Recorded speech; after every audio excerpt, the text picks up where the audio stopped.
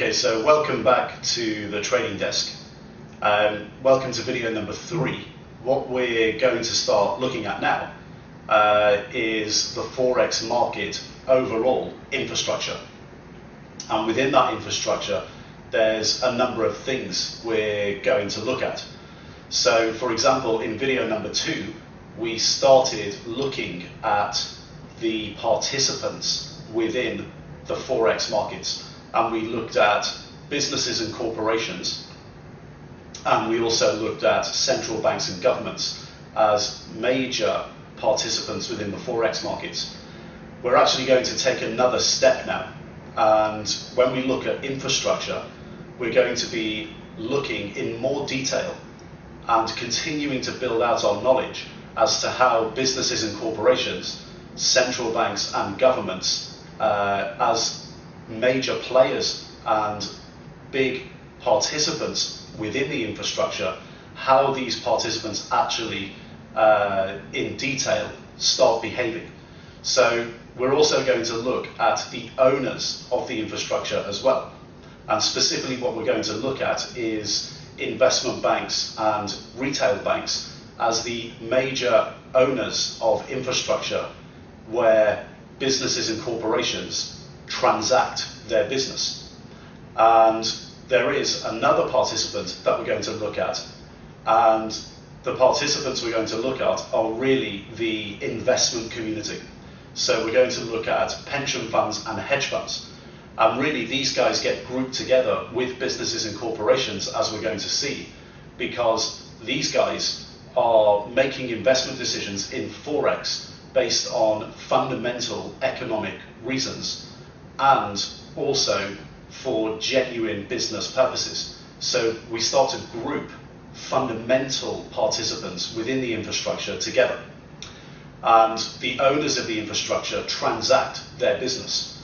We're also going to look at retail brokers as part of the overall infrastructure, and retail brokers basically only transact retail trader business. They do a little bit of institutional business with hedge funds, but it's extremely small. And what actually happens is most of the retail brokers clear a lot of their business through the investment banks and the retail banks. So we'll start to look at inside the infrastructure how retail brokers and retail traders differ from the major players, which are businesses and corporations and pension funds.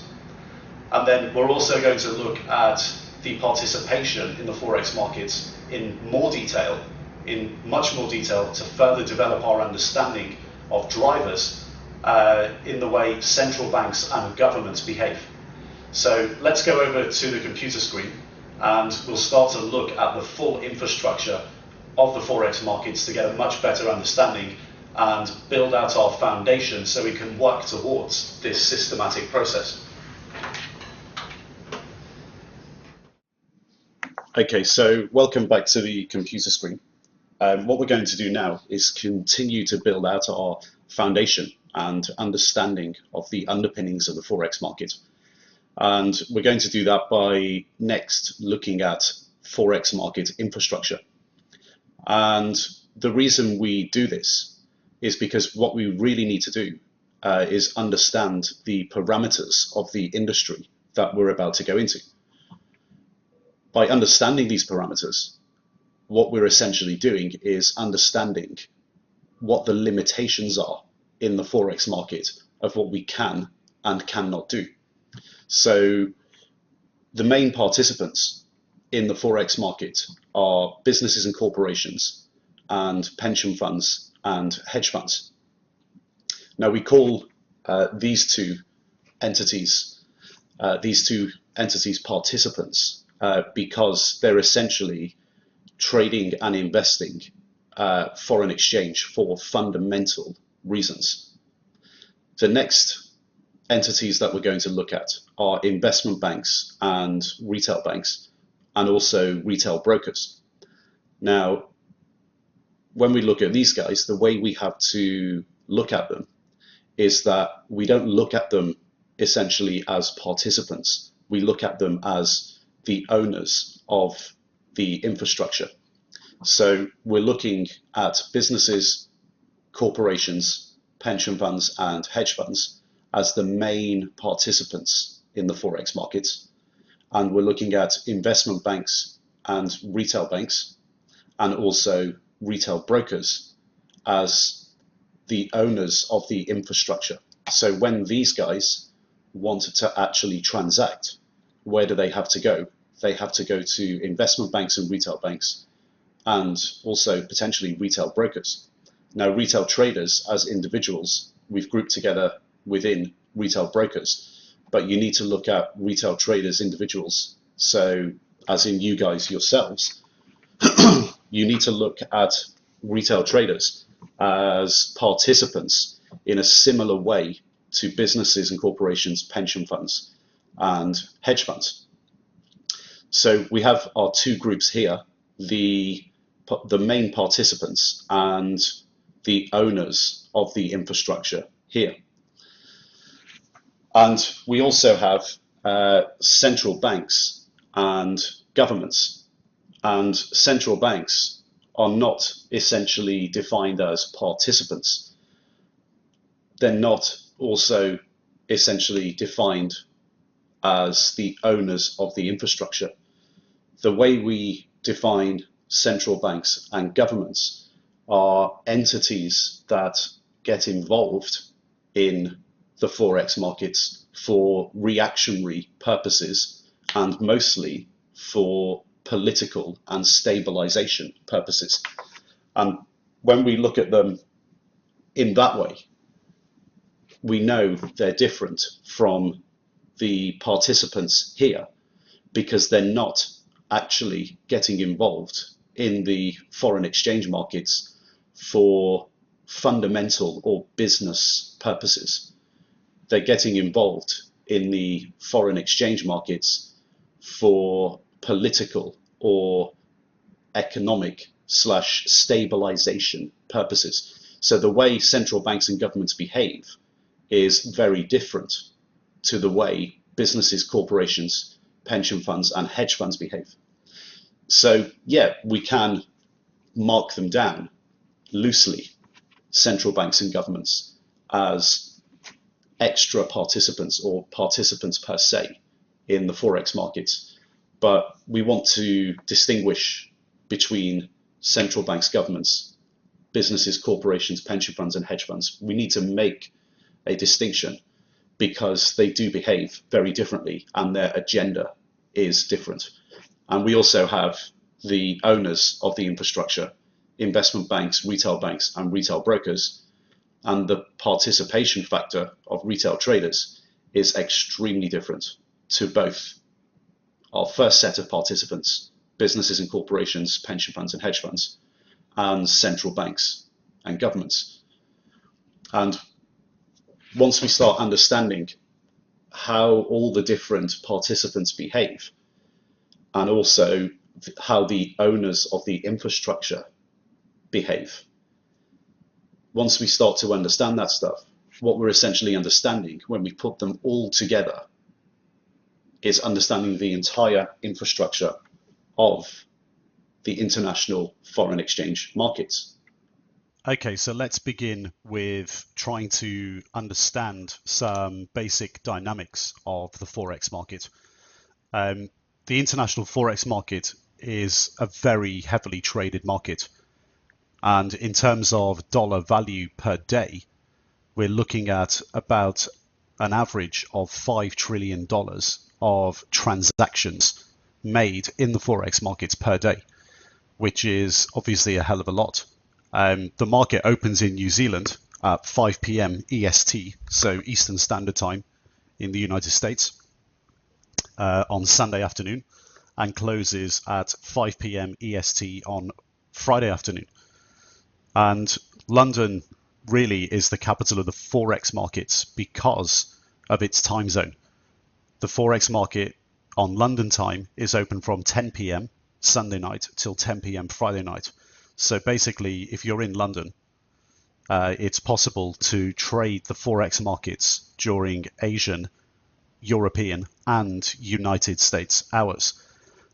And as a retail trader, you're going to hear a lot of marketing and advertising from Forex brokers, basically telling you that the Forex market never closes, that it's the most liquid market in the world, and the opportunities to make money in the Forex market with very little risk is basically limitless.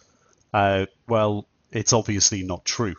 Um, it's basically no more than a sales pitch, and it's not accurate in the slightest.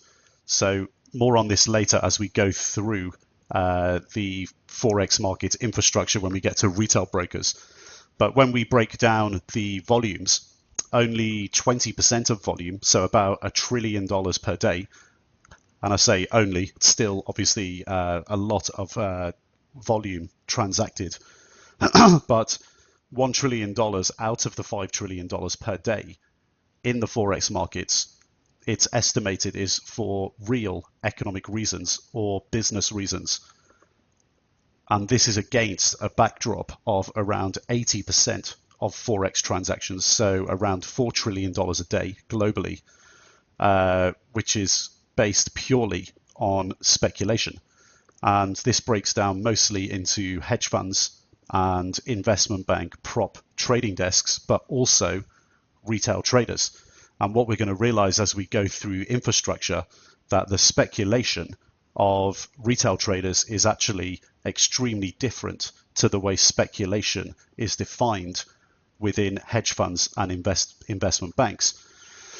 And it's a fact that basically 90% of retail traders lose money when they're trading Forex. And a lot of it is down to not understanding the infrastructure, and also because they're uneducated on this and they don't know how to make money from the Forex markets.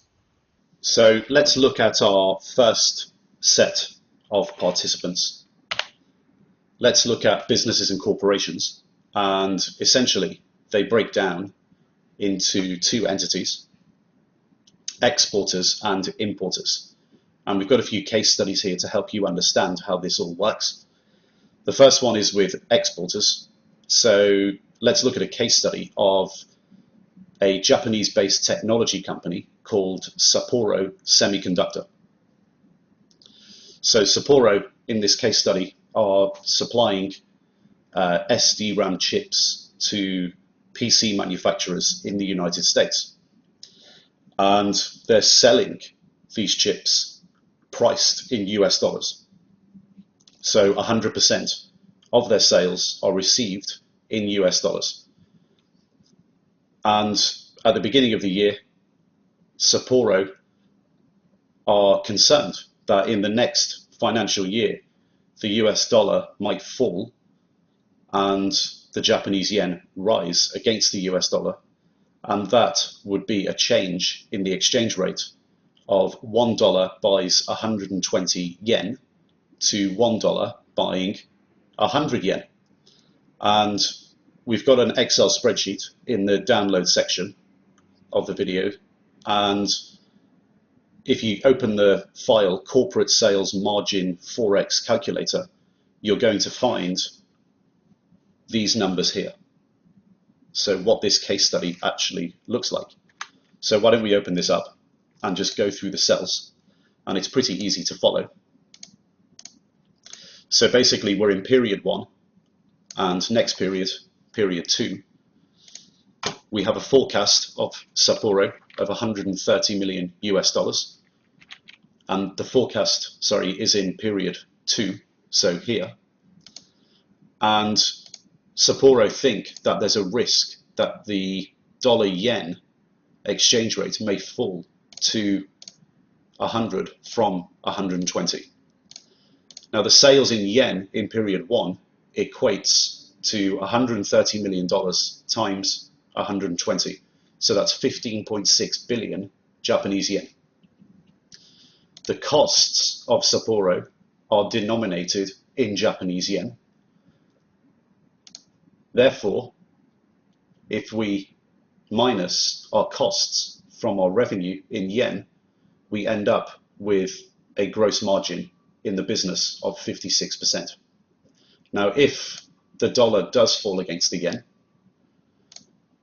we still make, as Sapporo, we still make $130 million in revenue. But when we translate this back to yen, the sales decrease from 15.6 billion to 13 billion yen. And our costs have stayed the same as well. Our new margin is 3 billion yen and is 30%.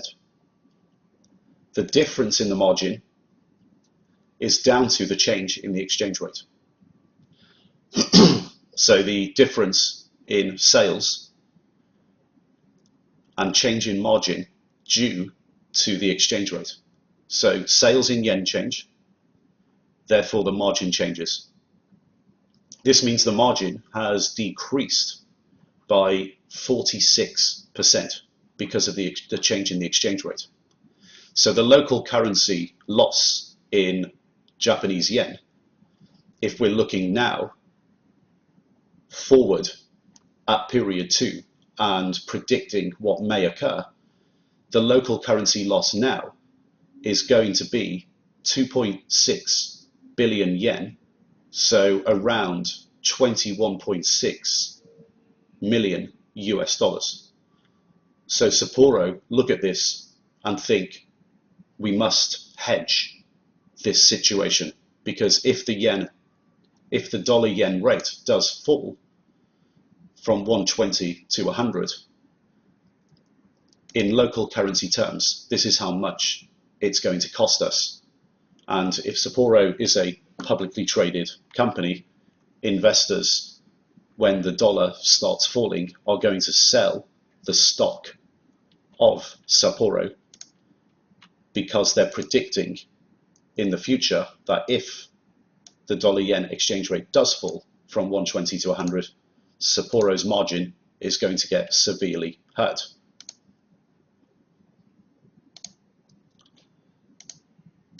So let's go back to the presentation.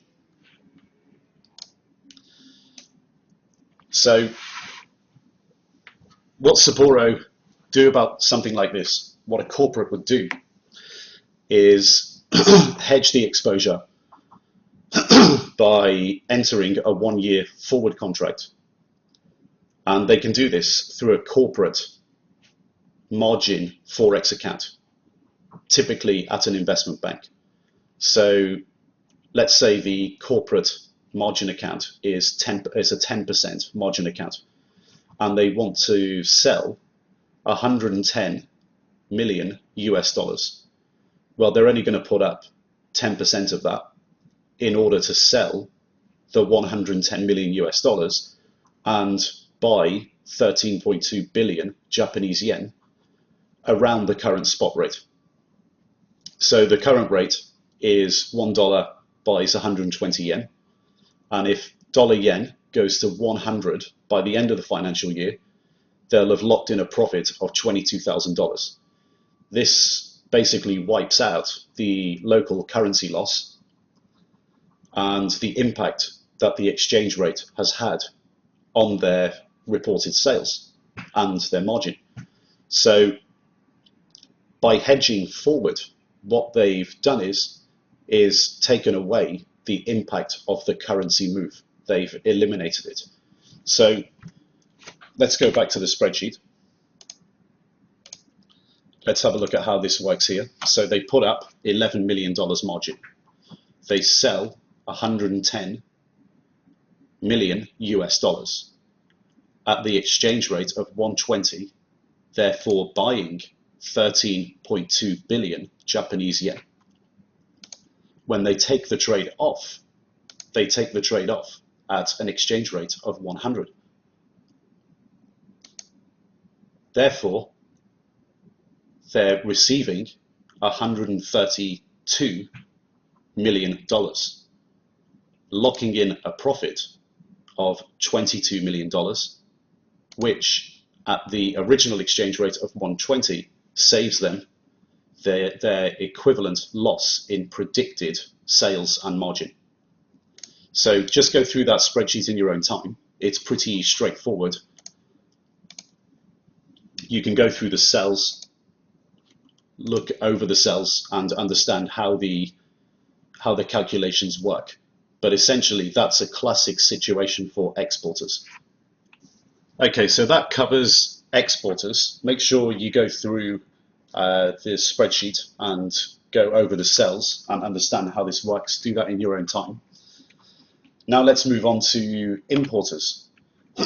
So imagine a situation where you're now an importer in the United States. And here the example is with a company called Megacom, who is a PC manufacturer in the US, and they import SDRAM chips from Japan. And they're also worried about the US dollar falling against the yen as well. So these guys are importing the chips from Japan, and they're actually paying for the chips 100% denominated in Japanese yen. And they're worried that if the dollar falls against the yen, then they're going to be in a position where they basically get less purchasing power for their imports. So they're going to be in a position where they end up buying less chips or getting less for their money. So if the dollar yen rate falls from 120 to 100, they think that their margin could fall by up to 25%. And we have the numbers here. But if we go over to the spreadsheet and click onto importers, we can go through the case here in the spreadsheet. So in period 1, Megacom's costs are 10 billion yen. And in period 2, those costs are going to stay the same. In period 1, the exchange rate is 120. Therefore, their costs in local terms in the US dollar, when we translate back, is 83.3 million US dollars. Now let's make the assumption that sales across the two periods stay constant. In period 1, sales of $150 million mean that on these business dynamics, the margin of Megacom is 66.6 million US dollars. And when we work that out in percentage terms, that comes to about 45%. Now in period 2, costs stay the same, but let's assume the exchange rate has fallen. So the dollar has weakened against the yen from 120 to 100. So $1 used to buy 120 yen. Now it only buys 100 yen. Their costs in local currency terms, in US dollar terms, have increased to $100 million. Sales have stayed constant in the United States, and this means that their margin has fallen from 66.6 million US dollars to 50 million US dollars. The difference in margin is 16.6 million US dollars. Their new margin in period 2 is 33%. Therefore, from period 1 to period 2, their margin has actually fallen by a total of 25%. So this is Megacom looking forward and thinking, if the exchange rate falls from 120 to 100, this is what it will cost us. It will cost us this amount of money in local terms, and it will hit our margin by this amount. And in period 1, looking forward, we use the period 1 exchange rate because our option to hedge this out requires us to use the assumption of the period 1 exchange rate. So the local currency loss, if it does move, is going to be to the magnitude of 16.6 million US dollars, which right now in period 1 is equivalent to 2 billion yen. So what has to happen is Megacom if they really are genuinely worried about this, they have to sell an amount of US dollars and buy Japanese yen, allowing them to hedge this exposure out. Let's go back to the presentation.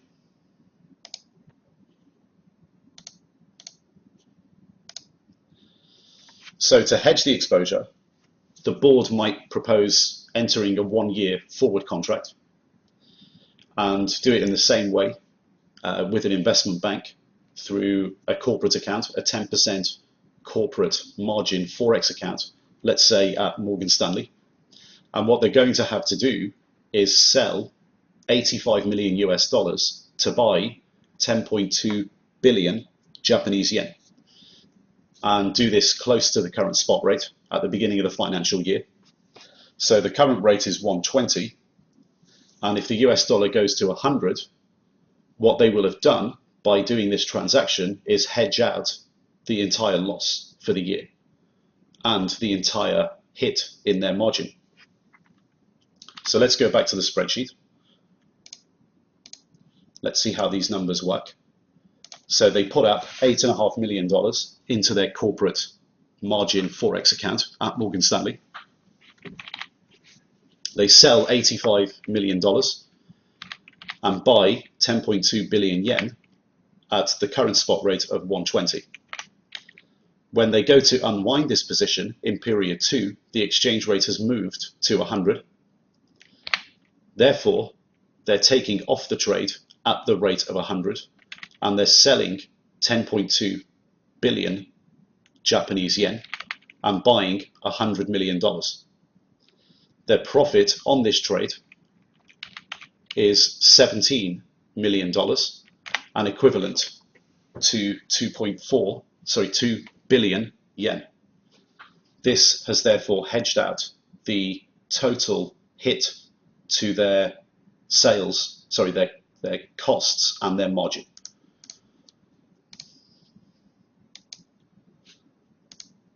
So that is a classic example of an importer, especially an importer whose exposure is in overseas currencies and they are a manufacturer locally. So what Megacom are actually doing here is buying chips in Japan denominated in yen, putting those chips into PCs and selling them to US customers in US dollars. That's a very classic example.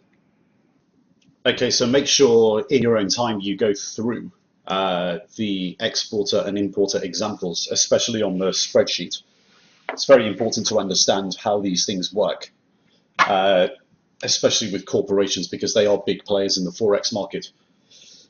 And what we want to be doing is trying to predict what these guys will do in the future. So we want to move away always from just looking at the chart of a Forex pair and buying and selling Forex on a whim or because a line has moved on a chart. We want to be looking at a Forex pair and understanding what's really going on behind it with the fundamentals and trying to predict the future. And businesses like Sapporo and Megacom can be really affected by exchange rate movements. And exporters, for example, like Sapporo, can very quickly overnight become globally uncompetitive. And they may even have to cut prices. And that means, by definition, that they're experiencing deflation. Or Megacom, for example, might not be able to pass on their higher input prices to end customers. So they experience the inflation, but their customers don't. But if they are able to pass on the higher input prices, then the customer experiences inflation as well. So the weaker currency for Megacom can cause inflation. When you look at international companies overall, when they have different divisions and different offices or manufacturing facilities, for example, around the world, there's a natural situation where they always have to pay for things in local currency. Staff and wages is a classic example as well. So paying, if you're a US company, paying your staff in Europe, you're going to have to pay them in euros. So every month you're going to have to be buying euros to do that. And if, for example, you think the euro is going to go higher against the US dollar, you'd be better off to buy all your euros up front at the beginning of the year. So in effect, what you're doing is by doing that is you're hedging out all of your FX exposure for your salaries for the next year. The surprising situation is that corporations, there's no rule or regulation that says corporations have to hedge their currency exposure. And frequently what you'll see, and delegates or subscribers to the PTM video series will know that this quite frequently affects the stock market. And this is one of the ways that the Forex market and the stock market is inherently linked. So the value of corporations and the value of exchange rates. The way businesses and corporations are active in the Forex markets is they do it through their treasury departments. And if, for example, a corporation really does rely heavily in terms of their business, relies heavily on sales or input prices that are inherently connected to exchange rates, especially companies with very thin or low margins. If they're in that business and they don't understand the risks and how to hedge them, they can get into trouble very quickly. So what you'll find is that in the Forex markets, corporations are extremely active because they absolutely have to be. If you're doing the professional Forex trading masterclass and your objective is to work as a professional trader, maybe even in Forex, if that is your objective, a good place to get work experience on this note is actually in a corporate treasury department, because you'll be exposed to Forex situations every day.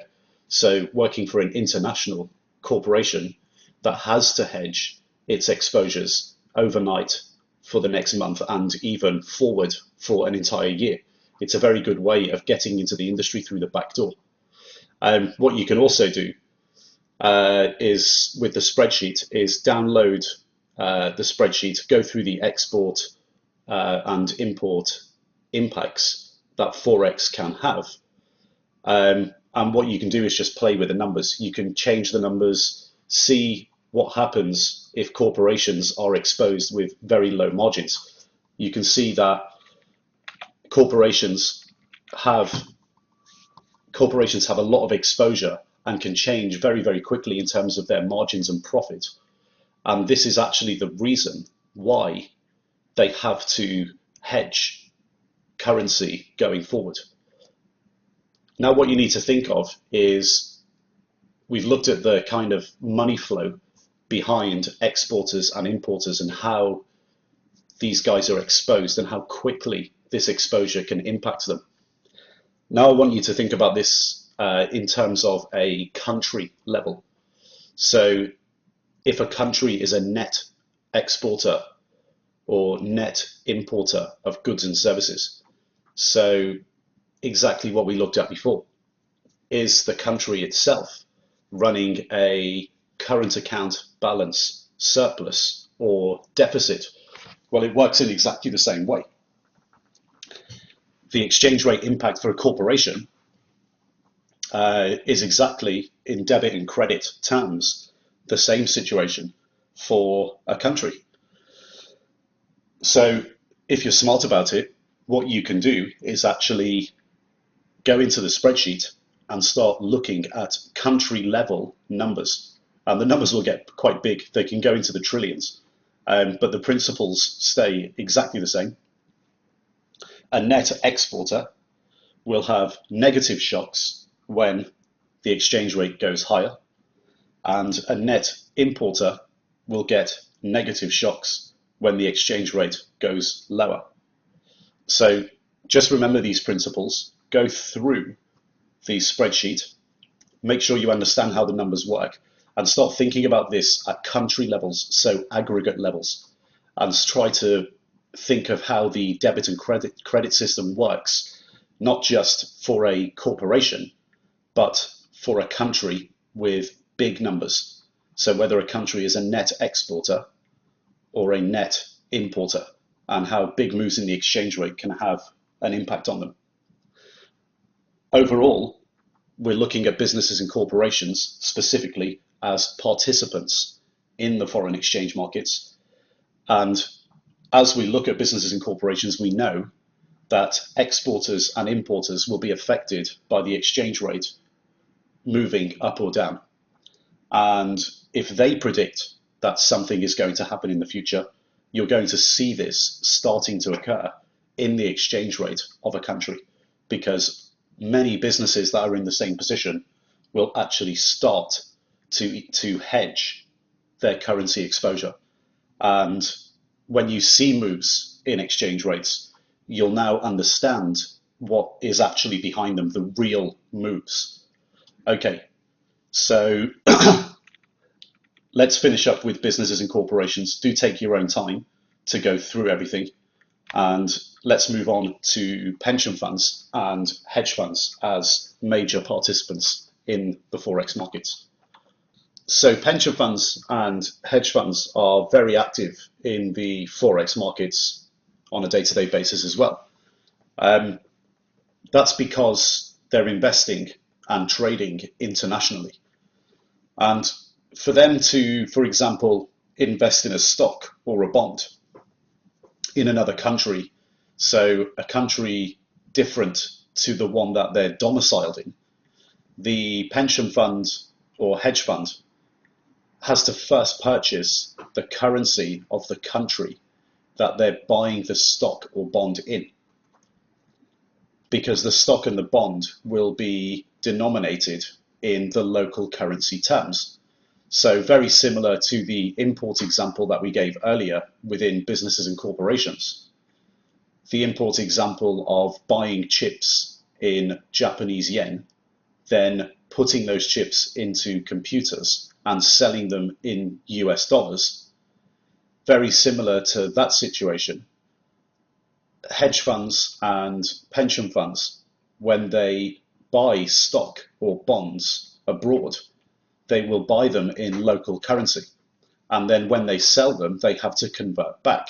So the exchange rate matters over the lifetime of the investment.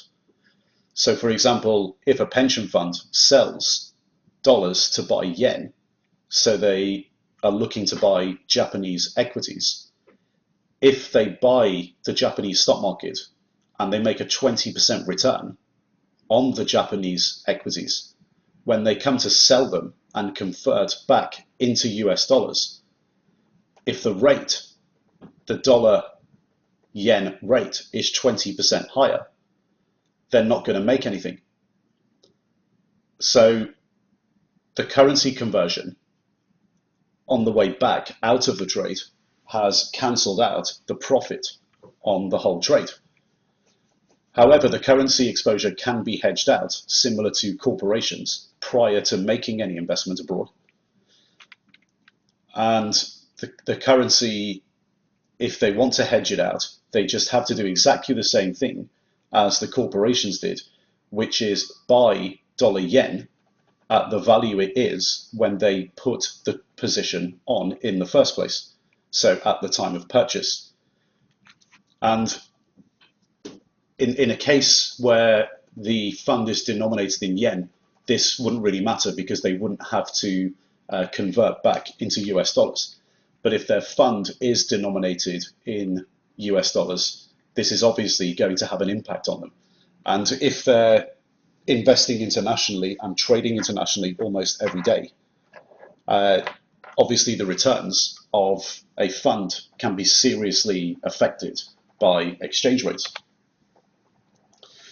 So because of these relationships, there's a very inherent correlation between a country's currency, the stock market, and the bond market at any given time. And this level of correlation doesn't change very often. and it changes or tends to change over long periods of time. Hedge funds themselves often trade actually the correlation between asset classes and try to use liquid strategies like in futures markets where they can put big size on and take big size off very quickly to hedge the risk in their portfolios. So a classic risk on strategy in which global gross domestic product is forecasted to go higher usually means that the world outside of the United States is set to grow faster than the United States, because obviously the United States is a very mature economy as the world's leading economy. And a classic risk on strategy in this scenario would be to sell US dollars and buy rest of world currencies, rest of world stock markets, and debt. A classic risk off strategy would be the reverse. So if global GDP is forecast to go lower, that usually means that the world outside of the US is set to grow at a slower pace than the US. So in this scenario, we would be looking to potentially buy US dollars and sell rest of world currencies, rest of world stock markets and debt. And this risk on, risk off situation happens quite a lot in the market. And you'll see this happen over larger timeframes, over 1 month, 3 months, 1 year timeframes. It's pretty common. The risk off basket can actually be a hedge to the risk on basket in times of uncertainty. So, for example, if there is uncertainty over a weekend or uncertainty over a 1, 2 week, 4 week period, hedge funds or pension funds that hold risk on baskets across their entire funds might actually go into the market into liquid assets like futures and put on a big hedge on their portfolio for the duration of what they consider to be a small amount of time. So liquidity in the US dollar majors that we looked at earlier and global index futures, so on stock markets, means that hedge funds and pension funds can be in and out of the market very, very quickly with billions of dollars of exposure, and they can take it off very quickly as well. So it's really important to understand how these guys operate, because when there's big moves in exchange rates, especially between major trading partners, so for example, the US, Japan, Europe, when there's major moves, they can almost become self-fulfilling because these guys have to hedge their returns in their portfolio if exchange rate moves are against them and very quick. So again, not just looking at a currency on a chart and buying and selling it on a whim. We want to be completely moving away from that. We want to understand what is going on behind the exchange rate and how these participants are likely to behave in the future. And that way, once we understand that properly and have a real appreciation for it, we can understand or begin to predict what these people might do in the future, and also the kind of stress levels between major exchange rates. So when an exchange rate goes very high, what level of that exchange rate becomes kind of a stress level for businesses and corporations and a stress level for pension funds and hedge funds. And of course, currency trades performed by hedge funds, that in particular, they don't need to necessarily be for hedging purposes. What you'll find is that global macro funds will actually have speculative positions, long or short currencies, quite frequently, because it's literally part of their strategy. And it can be in the form of spot cash positions, leverage synthetic plays through contracts for difference, or in the big liquid markets in futures and even potentially in very illiquid options. The point is that as it's part of their strategy. Speculation is absolutely part of their strategy, but they have at their disposal all of these assets in which they can use the assets as potential hedges to their funds. So classic funds would be looking at hedging their funds globally with risk-off situations at any one time, in case those risks occur. So understanding the businesses and corporations and the pension funds and hedge funds, it's obviously pretty important to really understand what's going on behind the currency moves. We're going to look later more into the global macro strategy when we go further into the systematic process of idea generation. And it's going to become important then, having this knowledge, acquiring this knowledge, so we understand how to predict these things. And predicting future moves is what currency trading is really all about. So looking at the participants, understanding what the participants do and how they participate fundamentally in the currency markets, understanding what they do, taking that understanding and using the information to predict what they will do in the future. So not just looking at a currency chart and buying or selling an exchange rate on a whim, really understanding the fundamentals of what happens behind the currency moves. And global macro funds, they will have at any one time, of course, what we call speculative position or speculative positions.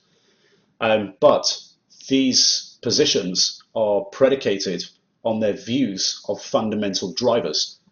And the fundamental drivers come from their understanding and forecasts of what the major participants will be doing in the future.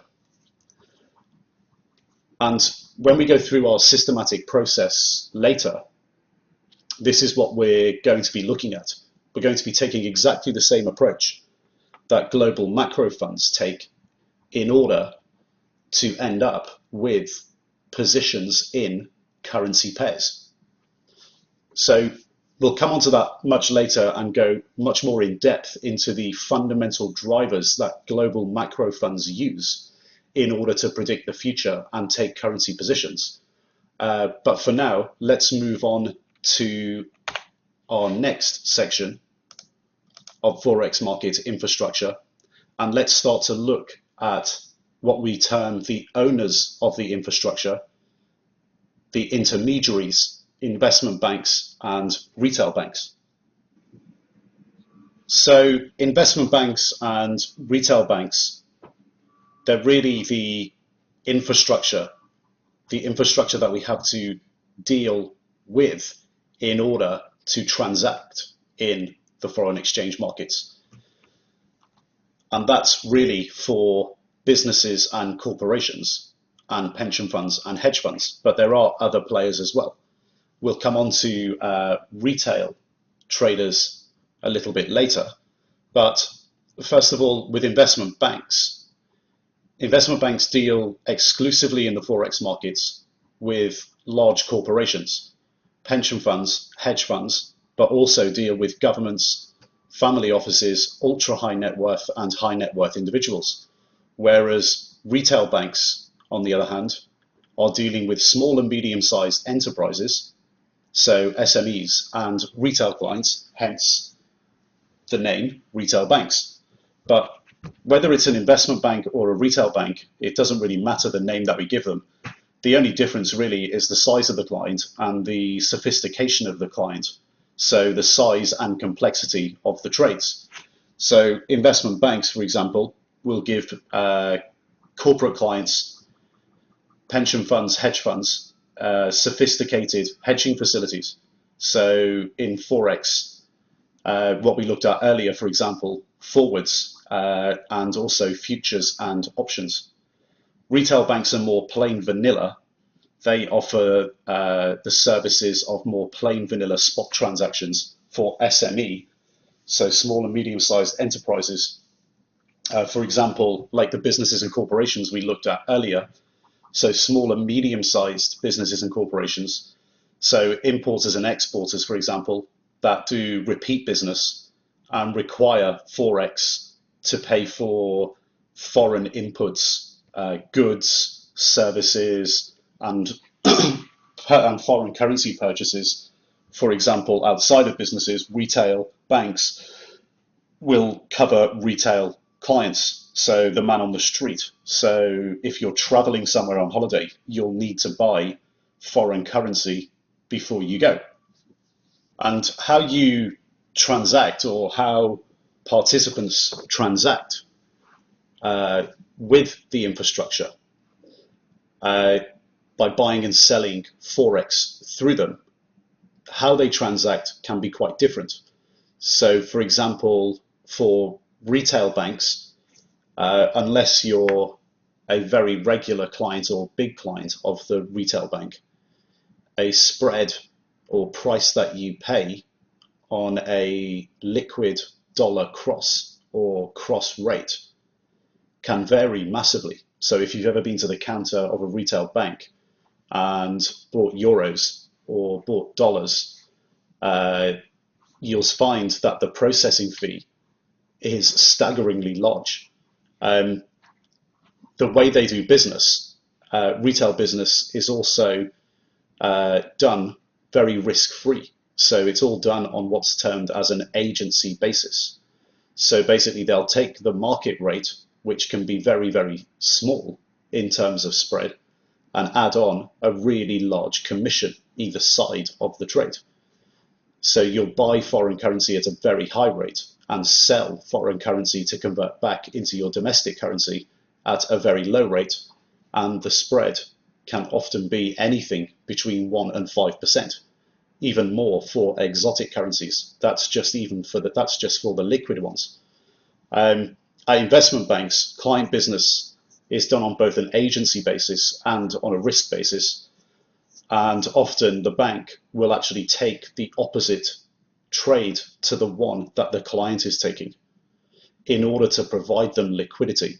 Then they will go in the market and trade out of that risk. That's the investment bank taking a risk position.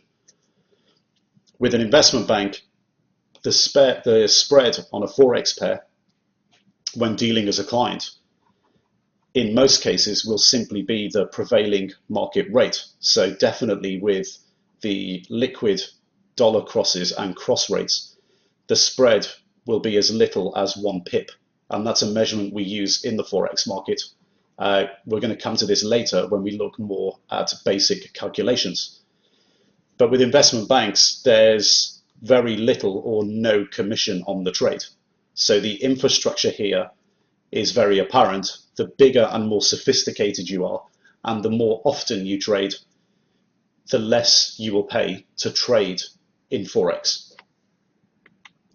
And also, what's necessary to understand from this particular section covering investment banks and retail banks is that the business that goes through investment banks and retail banks is typically from the participants that we've looked at. Therefore, this is real, fundamental business. It's fundamentally driven. The business is being carried out for genuine economic and business purposes. So if you remember right at the beginning of this video, we outlined the split between speculation and fundamental volume that is transacted in the Forex markets on any given day. And speculative was 80%, and real economic and business transactions is in the minority at 20%. It's important to understand that the owners of the infrastructure, the investment banks and retail banks, because we have to deal through them, all the fundamental business is done, or the vast majority of fundamental business is done through investment banks and retail banks. And this differs greatly to retail brokers and retail individuals who transact in the currency markets purely for the purposes of speculation. The speculation we talk about, retail traders are essentially buying and selling currency pairs, typically for absolutely no economic or business reason. And what retail traders believe they are doing is predicting the future of where the currency may go to. But the reality is quite different. Now, the objective right at the beginning that we outlined is to provide retail Forex traders with the systematic approach to predicting future currency moves in the same way that professional traders and hedge fund managers do. So retail Forex traders can implement the same approach. But the approach that is used by professional traders and hedge fund managers is actually totally different and actually opposite to what retail Forex traders do. And we need to understand how the retail brokerage market in Forex works in order to understand the parameters of this industry, because the fundamental business that gets transacted in the Forex market, what really matters to the Forex market, is done through investment banks and retail banks, and the most speculative transaction volume in the Forex market is always done through retail brokers. Now, we did mention earlier that global macro and hedge funds are speculative, but this is different because the drivers that those guys are using are drivers based on fundamentals. The drivers used by retail traders are not typically fundamental drivers. Typically what you see with retail traders is they will buy and sell charts. So on technical analysis alone, they will make a decision to buy or sell exchange rates. But they may also be reactionary to economic numbers. What do we mean by reactionary? Well, seeing an economic number coming out, like the US jobs number, and reacting to it by buying or selling the exchange rate as to the direction on whether the number was considered to be a good or a bad number. Well, those two things are not actually doing it fundamentally and correctly, because if you just look at a chart, you don't understand the fundamentals behind the chart itself.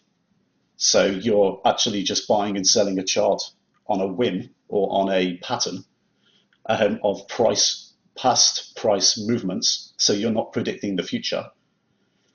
And also, if you're buying and selling currency pairs solely based on technicals and an economic number that's come out, the economic number combined with the technicals is also backwards looking.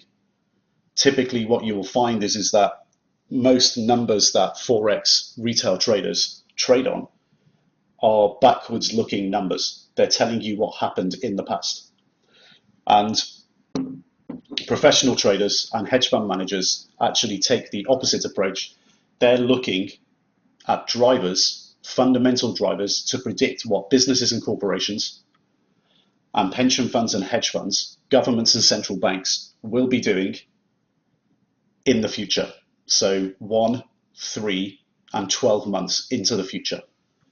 So it's important to understand the retail brokerage environment, because it's almost important to do that to understand how not to do it.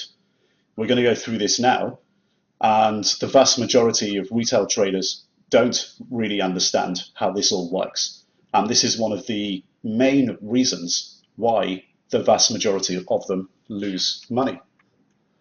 Okay, so let's have a look at the retail broker infrastructure and understand how all this works. The first thing we have to understand and we have to identify really is the problem. Well, the problem is that based on all statistics out there, this is a very, very well-known and well talked about stat. This is called the 90-90-90 phenomenon, which is so prevalent in the retail brokerage industry. And this stands for 90% of retail traders lose 90% of their money within 90 days. And that's across all asset classes. But in Forex, it's actually even a little bit higher. And it's because retail Forex traders take a completely different approach to professional traders and hedge fund managers.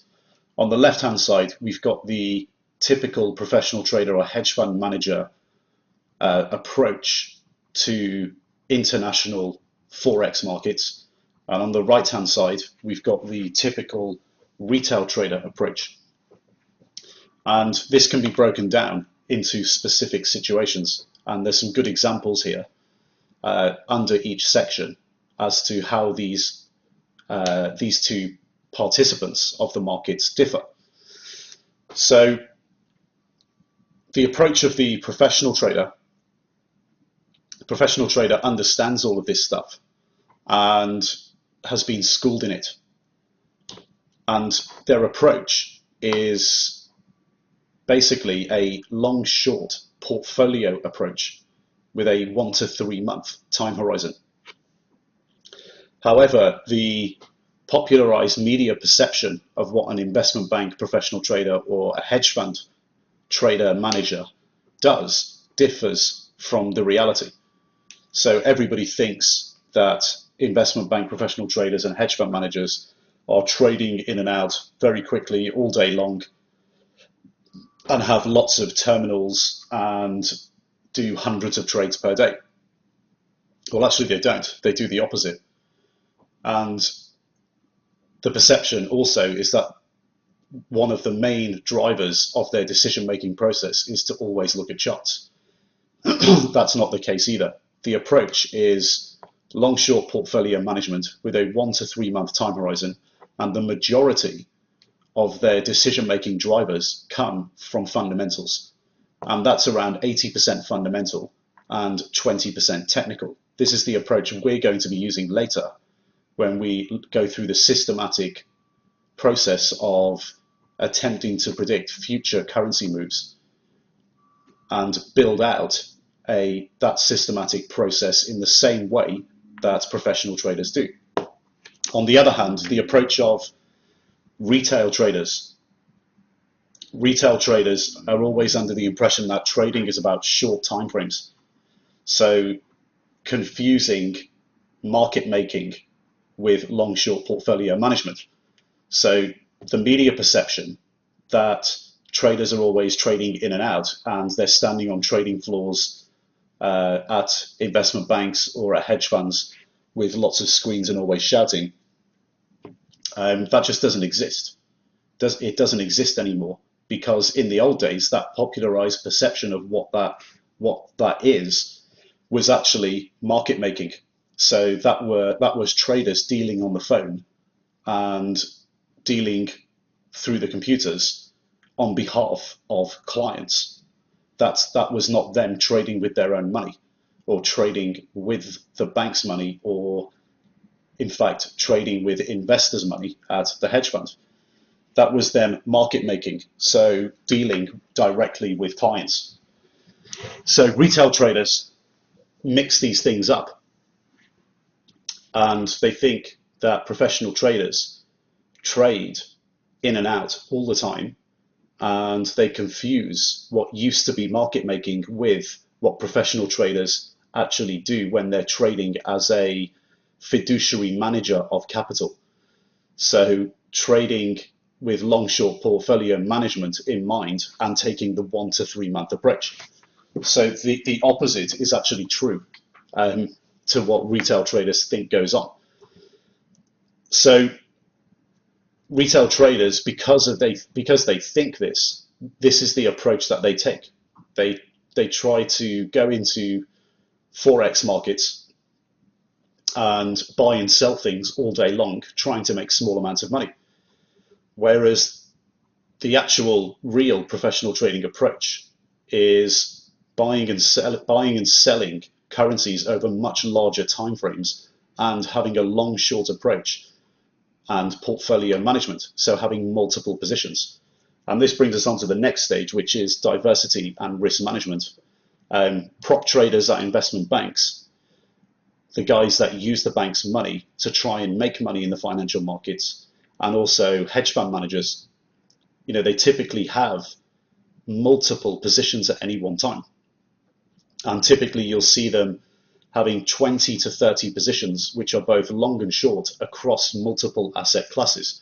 So they're not likely to just have one currency pair in their portfolio and they just sit there and watch it all day and go home flat at the end of the day. They actually manage their risk in a totally different way. So they'll be diverse, 20 to 30 positions, and they'll be long short. So there will be correlation in the portfolio at any one time, and that correlation will change over time. So 20 to 30 positions, having 3 to 4% position sizes in the portfolio. And they will actually have a cap in their portfolio of the volatility that they're allowed to have in the portfolio. So they'll have, for example, a 12% cap in terms of volatility on their portfolio. So they're allowed to have up to 12% volatility in their portfolio on an annualized basis, and they'll target a higher return than the 12% cap, so perhaps 18%, which will be very ambitious, but the point is simple. The return targeted is higher than the percentage volatility cap. And I just want you to imagine for the moment that you're somebody who has made a lot of money in their life, and let's say, for example, you started a company when you were very young and you built that company up over a number of years, let's say 30 years, and you sold the company and you end up selling this company for, say, $200 million. And I want you to imagine yourself now sitting retired in the south of France, and you're interviewing people in order to assess these people, assess them in terms of their money management, because you want to give them your money to invest or trade.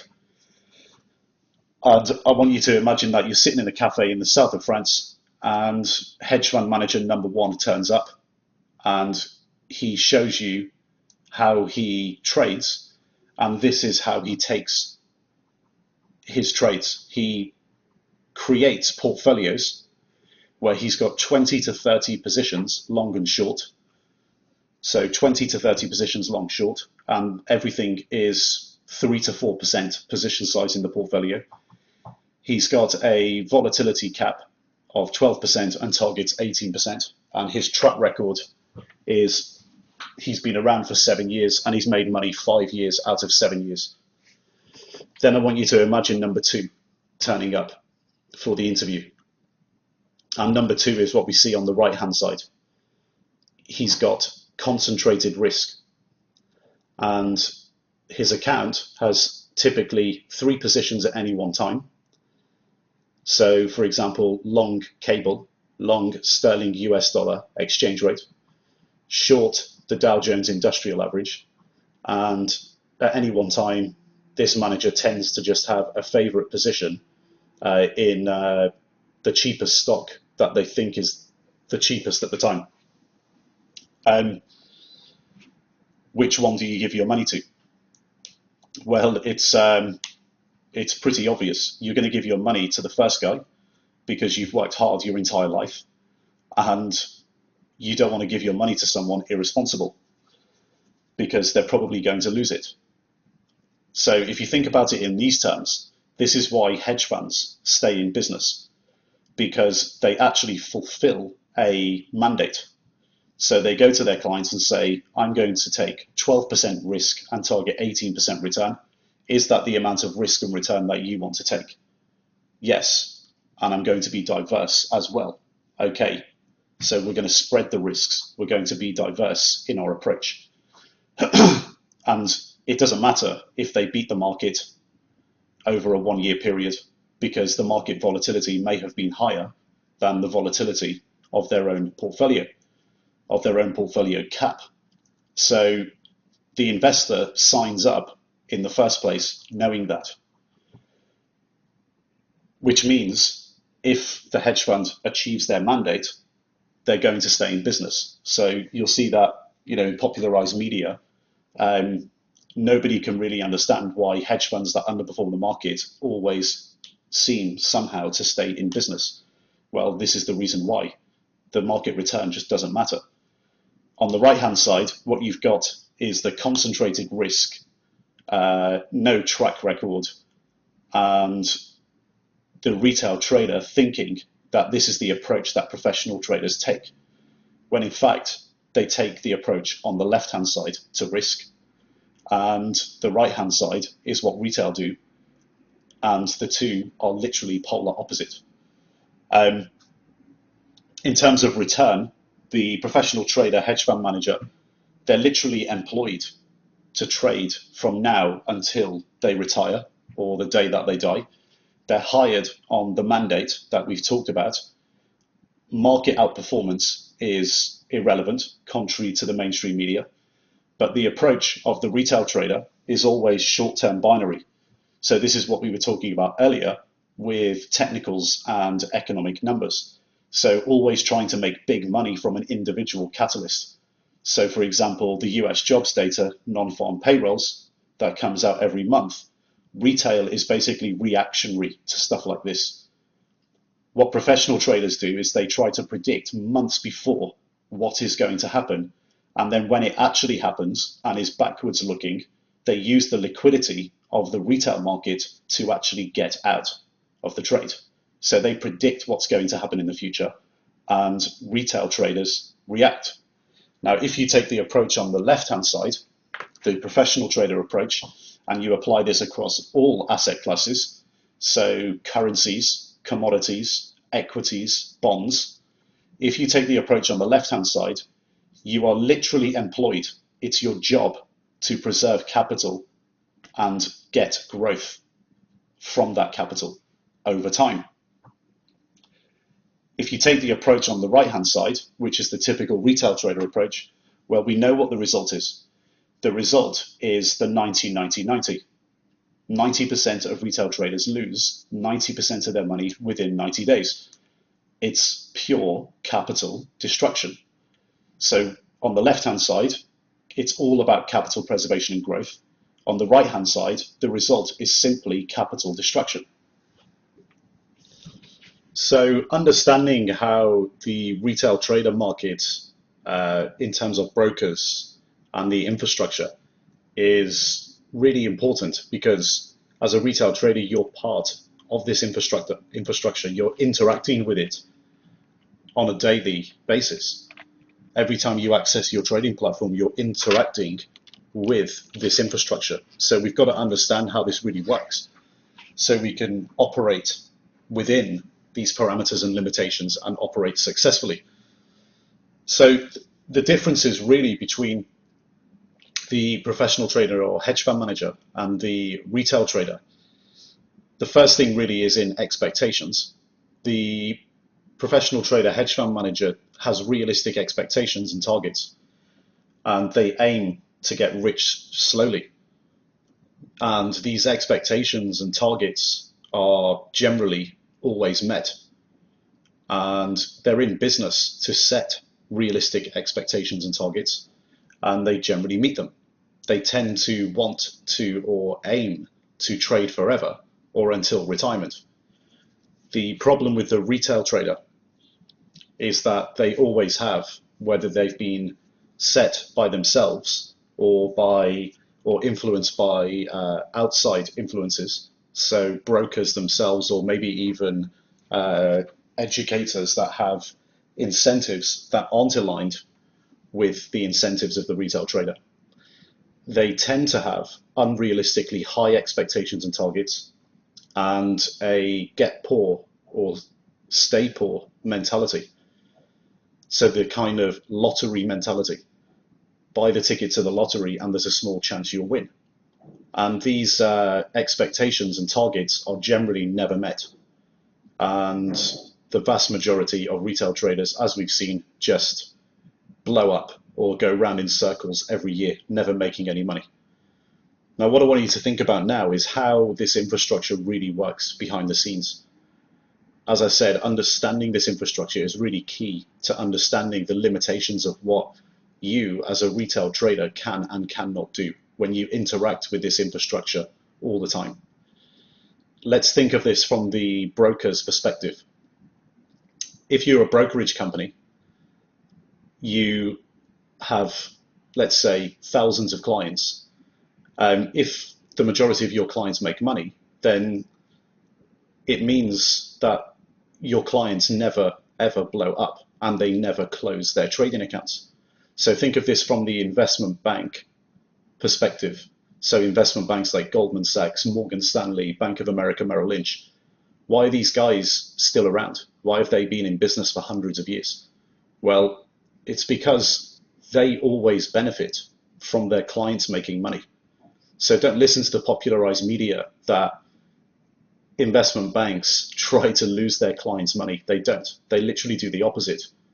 One of the first things you'll be taught when you go to work for an investment bank, the first thing you'll be taught is that making your clients money is the most important thing, because we always want them to be around as the investment bank, so they always pay. Retail brokerage businesses are totally different, because the vast majority of clients blow up, and retail brokers only benefit short term, not long term. So they get paid commission and spread, and we're going to look at other ways in which they get paid in the short term. But longer term, it doesn't work very well, because they have to replace the clients that are always losing money. So the businesses are very, very different. The institutional side of the market, with hedge funds and pension funds dealing and interacting with the infrastructure of investment banks, is the opposite of the way the retail trading infrastructure works and how retail traders interact with retail brokers. And as we've seen, the majority of retail traders are going to lose all of their deposited margin within 3 months, so within 90 days. And we'll be discussing on the next slide what margin really means and how this really works. But in terms of the broker themselves, just imagine you're a broker with 10,000 clients, and let's say 80 to 95% of them are always down at any one time. Well, that just means as the broker, you can never really grow your business. So let's say you want to go from 10,000 clients up to 15,000 clients by next year, and significantly increase the amount of money that you have on account, client accounts. And if the vast majority of your clients always lose money, so every week this amount of money that's on account just keeps going down, how do you grow your business? Well, it's very straightforward. You take a big chunk of the money that they pay you, and you go out into the world and you advertise and market like crazy for new clients. And all the new clients coming in, all the new retail traders, basically replace the guys in every period. So every 1 to 3 months, replace the guys that have blown up. So then if 30% of clients close their accounts every month, then new people open their accounts every month. And it's just a merry-go-round. And this is obviously completely opposite to the way investment banks, in terms of infrastructure, deal with pension funds and hedge funds. So if you want to be one of these people, one of these retail traders that opens their trading accounts with a couple of $1,000, leverages like crazy and trades euro dollar, every day or trades a major currency pair like euro dollar and uses backwards looking information and charts to make decisions and loses 90% of their money very quickly, then go for it. That's the status quo. There are plenty of retail brokers that will be happy to open your trading account with very little information and let you deposit those few $1,000s within a few hours, and within a matter of days or weeks, it will be gone. But you clearly don't want to be one of these people. So how do we actually avoid it? How do we make sure that we're not one of these people? Well, the first thing to do is completely understand how this business works. And when you interact with the infrastructure on a daily, weekly, monthly basis, because you just have this knowledge in the first place, you'll never allow yourself to fall into these traps. So what is margin? Let's have a look at that first. It's the amount of dollars that you put into your trading account. And the amount of this amount of dollars is used as collateral, and it enables you to borrow when you're trading on, for example, CFD or spread betting, so contract for difference or spread betting. These are typical instruments in the United Kingdom, Europe, Asia. CFDs are not available in the United States and Canada. They were banned there in 2010 for very good reason. The reason being is that clients were using them in the US and Canada, using these instruments to over leverage and take far too much risk. And the US and Canadian regulators shut down CFD trading in 2010. That should be sending a very strong message to UK, European, and Asian retail traders that you can very easily over leverage using these products and blow up very, very quickly. Well, in the US and Canada now, you have to put up a lot more money into your trading accounts to enable you to trade using leverage. This is something we can look at a bit later. But let's have a look at these derivative instruments on CFD. When you're trading on leverage, whether it's CFD, spread betting, or even in the US, Canada, when you're dealing on the broker's platform, in the vast majority of cases, you don't own the underlying asset. What you own is a derivative of that asset. It's a piece of paper that says the price of the contract will mirror one for one the price of the underlying asset. And then when you're trading on the broker's platform, you're not buying and selling the underlying asset. You're buying and selling the contract. Now, initial margin, that's what you put on deposit in your trading account at the beginning. Your variable margin is what's used as the collateral on the positions that you've got open at the moment. So let's say, for example, you put $20,000 into your trading account, you took a bunch of positions, and then you were down $1,000. Well, basically your variable margin is the $1,000, and the broker takes that out of your account at the end of every day, and you're left with, in this case, $19,000. And in the opposite situation, if you actually make money, the broker will pay the difference into your trading account. And this is why contracts for difference are called contracts for difference in the first place, because the price that you buy the contract at or short the contract at, dependent on where the value of the contract is now, which mirrors the value of the underlying asset, so it changes as the underlying asset changes. Where the value of the contract is at any one time, the broker, whether you're in profit or in loss, will either add money to your trading account if you're in profit, or take money from your trading account if you're at a loss. And this is the same in spread betting in the UK, Europe, and Asia. In America and Canada, it really depends on the brokerage platform that you're using. You definitely won't be able to use CFDs or spread bet, but it depends on the broker you go to and what you're trading, as to whether you're trading a over-the-counter, so an OTC derivative contract of the underlying asset, or you're actually trading the physical cash spot market, which is the underlying asset itself. It depends really on the broker you're going to and what instruments you're trading as to how much leverage you will get. So speak to your broker about that. It can vary quite widely. But let's have a look at Forex. Forex in Europe and Asia is typically a 1% margin requirement. In the US, if you get access to Forex futures via your broker, you may be able to trade on 10% margin requirement, but typically it will be about 20, 30% until you've built up a profitable track record. Then the broker will allow you to lend or borrow more money. But let's use the 1% example because it is a slightly extreme case, but it's actually very, very typical in Europe and Asia.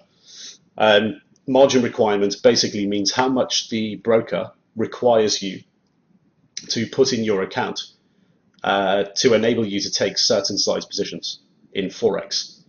So in this example, we're taking a $100,000 position, and this is a typical size position, as you'll see later when we move to the calculations on Forex.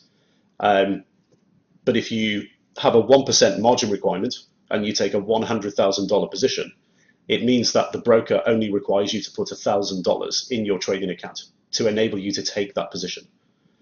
And this basically means that if you lose 1%, you're going to lose the $1,000. So if your initial margin was $1,000, it means you're 100 times leveraged. So if you lose the 1%, you're going to be wiped out. Now, what if, for example, your initial margin, you decided not to put up $1,000, you decided to put up $10,000, and you take the $100,000 position. So your 1% becomes your variable margin, and your 10% is your initial margin. And what you're actually doing is you're utilizing only $1,000 of your $10,000 if the Forex pair moves 1%. And we call this utilized margin. So the other $9,000 is just sitting on account as collateral in case anything bad happens. So if you start to lose 3%, 4%, you basically don't receive a phone call or email from the broker asking you to deposit more money. That call is termed in the industry as a margin call.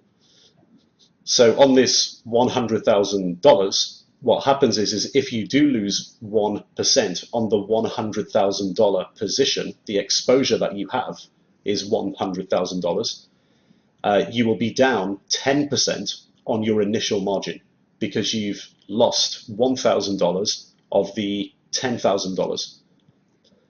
Now, this happens a lot in the retail trader Forex market, i.e. guys putting $1,000 into their account in Europe and Asia.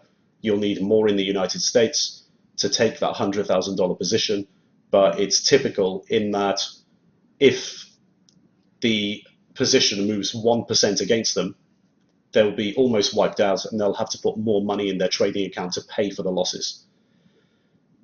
But the broker on their side has actually transacted a $100,000 position. Now, wouldn't it be amazing if we had tens of thousands of clients who were all doing this and we could somehow take the other side of these trades? Because 90% of the losers, 90% of the people, who are doing this are losers, and they lose 90% of their money within 90 days. So if we took the other side of these 90% of losers, we ourselves would have a 90% win ratio. We would win on 9 out of 10 trades. Wouldn't that be amazing? We'd make a lot of dollars. So by taking the other side of all these trades, it's obviously a very profitable situation. Well, there is a way of taking the other side. You basically become the broker, because the vast majority of retail brokers, certainly in Europe, UK, and Asia will take the other side of the vast majority of the trades that go through their trading platform, and they will run the position until the trade is exited. Why? Because they know that 90% of their clients lose money. In the US and Canada, the numbers are a bit lower, but it's around 75% at any one time. And the broker usually hedges their positions, but taking the other side does still occur in the United States and Canada. So it's something that everybody as a retail trader globally has to watch out for. You have to understand how this business works and position yourself so you don't become one of these fools that falls for everything that the broker wants you to do. And the reason why they want you to do these things is because they have inherent conflicts of interest in their business model to the interests and incentives of what you want to be doing, which is using your own money to make money consistently from the financial markets. They want you to speculate. And it's not just brokers, it's also educators. Educators make their money in the same way that brokers do, because they have contracts with the brokers that give them a percentage commission based on the volume and size that you trade. This is something that's out of the remit of the course, but I'd urge you to attend one of our free seminars where we'll basically go through all of this with you. If you haven't been already, then book yourself in, but we can go through some of the main situations here that occur in the Forex market with brokers. So brokers do this directly. The broker's revenue is made up of 4 variables. So we have the OTC gain, the spread, the commission, and the financing turn. In the Forex market, really we can put spread and commission together because most brokers, the commission is the spread. So in Forex, we have the OTC gain, the spread, and the financing turn. Now the spread or commission revenues, it's the same thing. You're just paying the broker to trade on their platform every time you trade. The spread or the commission revenues are pretty well publicized, but very few people understand the existence of the other 2 main variables, which is the over-the-counter and financing turn revenues. So on a standalone basis, if the only revenue streams were spread or commission, the broker makes more dollars the more clients trade and the bigger size that they trade in. It's pretty straightforward and obvious, but people always forget this. They overlook that the broker's incentive is to make you trade as much as possible, as frequently as possible. They are incentivized by volume and size. They would rather you trade a lot more frequently and in bigger size, so they get paid more. Of course they would. That's how they maximize revenue. But the other 2 variables are not as widely appreciated. The financing turn is pretty straightforward. We looked at margin, where you put up your initial margin, which is the amount of money you put in your trading account as collateral against your positions. The money that you borrow is financing. You borrow this money from the broker to trade, and you will pay for borrowing it. Now, what the broker does is they agree a credit line with a bank. So let's say borrowing up to $250 million at 2.5% per annum. Then they offer the credit via the trading platform to retail traders at an annualized rate of, let's say, 3.5%. And what this does is transfer the risk from the broker to the creditor and the retail trader client. So the broker actually becomes the broker of credit, and they take a turn on it. They make a percentage point, or in the business we call it a turn, on the credit. It's the creditor's dollars that are at risk, and the retail trader will get stopped out whenever they lose all of their collateral or all of their initial margin.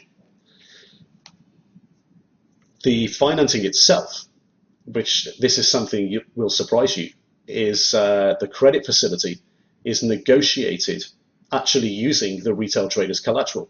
So when you, for example, put $20,000 in your trading account, that collateral is there in order as credit financing terms with the creditor via the broker in order for you to borrow money on top of it.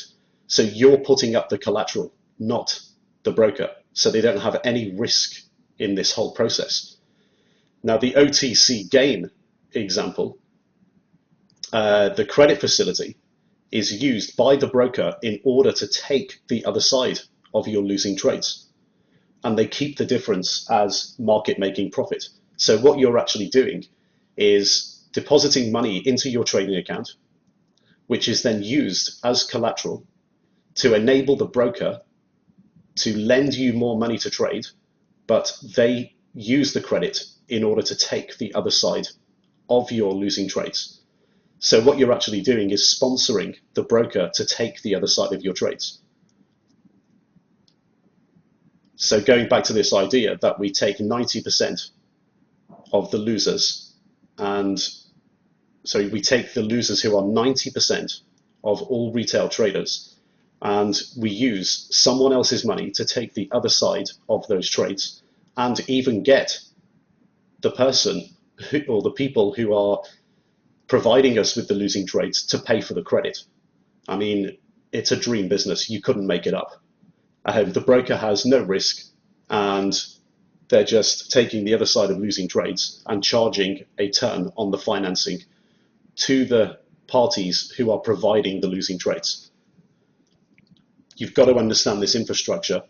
The more in detail that you understand it, the more you will realize why retail traders lose money. Once you understand why retail traders lose money, you can avoid all of these mistakes.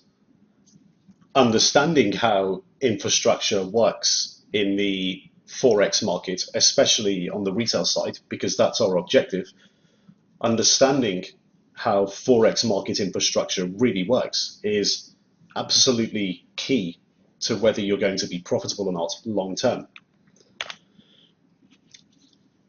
And understanding the incentives and the conflicts of interest is really, really important.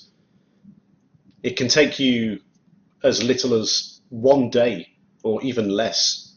There's cases out there where it can take you a matter of hours to open a retail brokerage trading account. And what you'll typically be asked for is a proof of ID, so a passport, proof of address, a utility bill, and you'll be asked to sign off terms and conditions that state you're totally aware that you can lose all of your money. So it's like a disclaimer for losing all of your money before you've even started. Now, what you've got to do is start asking yourself the question, why is the broker, so someone who is a complete stranger to me, allowing me, a complete stranger to them, to borrow up to 100 times the amount of dollars that I put into my trading account to trade the financial markets? Literally, in a typical example, it would only be a day before that they've asked you for a passport, proof of address, and asked you to sign off the terms and conditions. 1 day later, you've deposited a few $1,000s, and now they're willing to lend you up to $200,000 to trade the financial markets. It's pretty obvious why they would want to do that. It's because they have a 90% win ratio. They are looking to take the other side of your trades, and they want to do this in the biggest size possible with no risk. That's the OTC transaction. They're also lending you the $200,000 at an annualized rate, and on a daily rate, divide that by 365, and the money will come out of your trading account every day. And they'll pay their creditor and keep the difference. They want you to trade in the biggest size possible, because if you trade $200,000 in and out every day, instead of a few $1,000s, they get paid 100 times more on the spread of the Forex pair. So you can see how all of these conflicts of interest come together. We've got one the very obvious one, the volume and size incentive, which is the spread. And we've got the not so obvious one, which is the OTC and financing turn gains that they make the bigger and more frequently you trade. So this is how it actually works in practice. Let me show you how it works behind the scenes. On the left-hand side, we've got a situation that we're going to call the A book.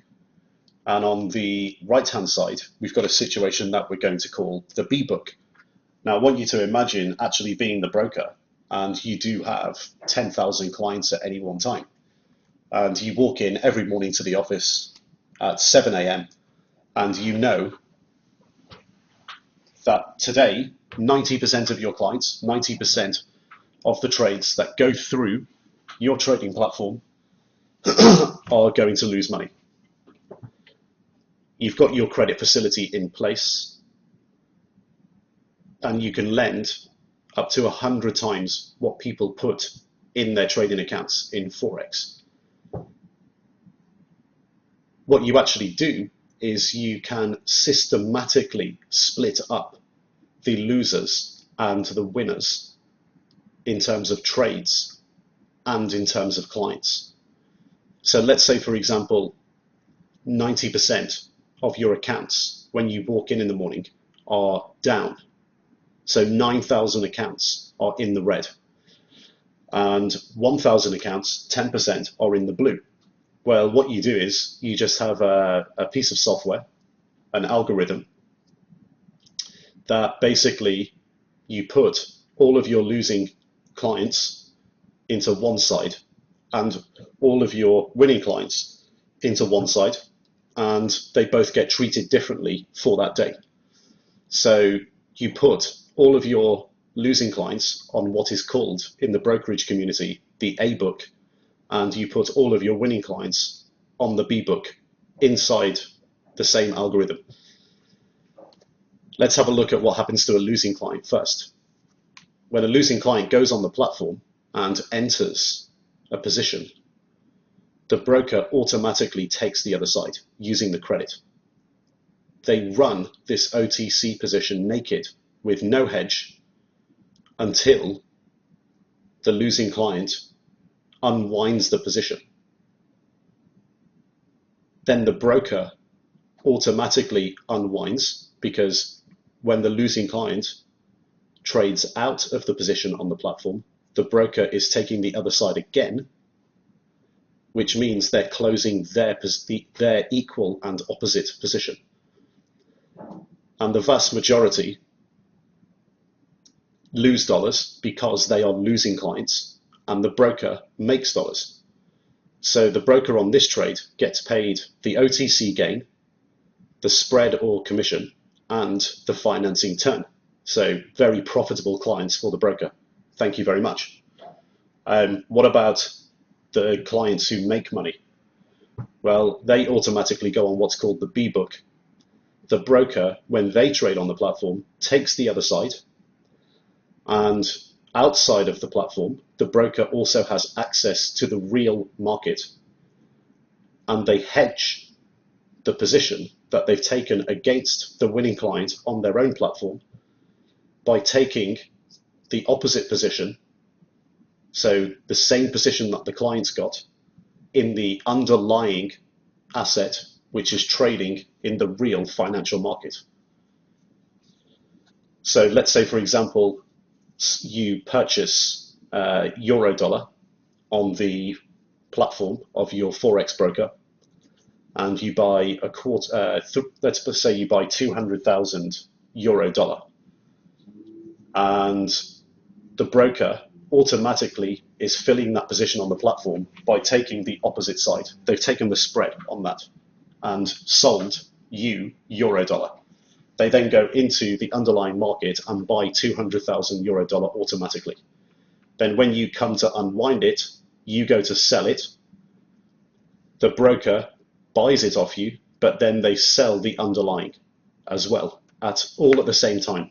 It's all done automatically through the algorithm. So when you unwind, the broker auto unwinds. The client makes dollars, the broker makes dollars, but they'd make less. So in this instance, they're making the spread or commission, and they're making money on the financing term.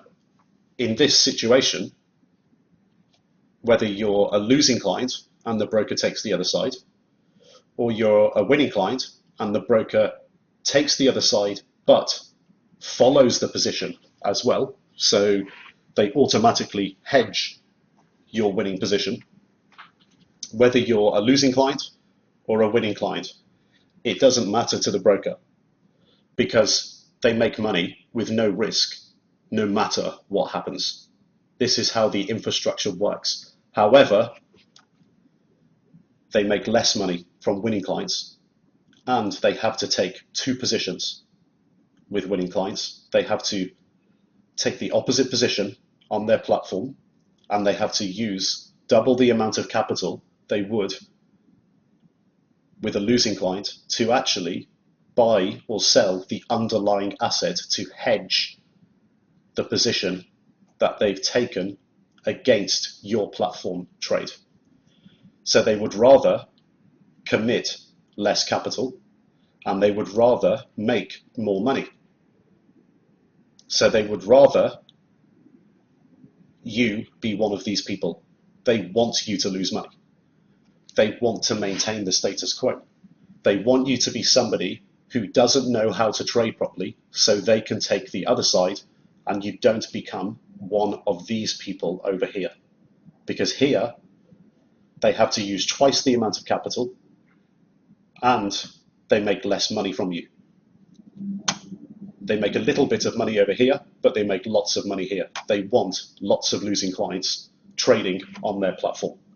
So it's pretty damn obvious that there's a massive conflict of interest here between what retail traders are trying to achieve and what retail brokers want their business to be every day. And the conflicts of interest, as we've discovered, we've broken them down into volume and size incentive that drives the first conflict of interest. But the second conflict of interest, the second driver, is the incentive to take the other side and earn money on financing charges. Now, what happens is the status quo is maintained because, like we mentioned earlier, brokers spend a lot of money on protecting the status quo. So spending a very high proportion, 30 to 50% of all commission or spread that they receive on marketing and advertising to convince you to do what they want you to do.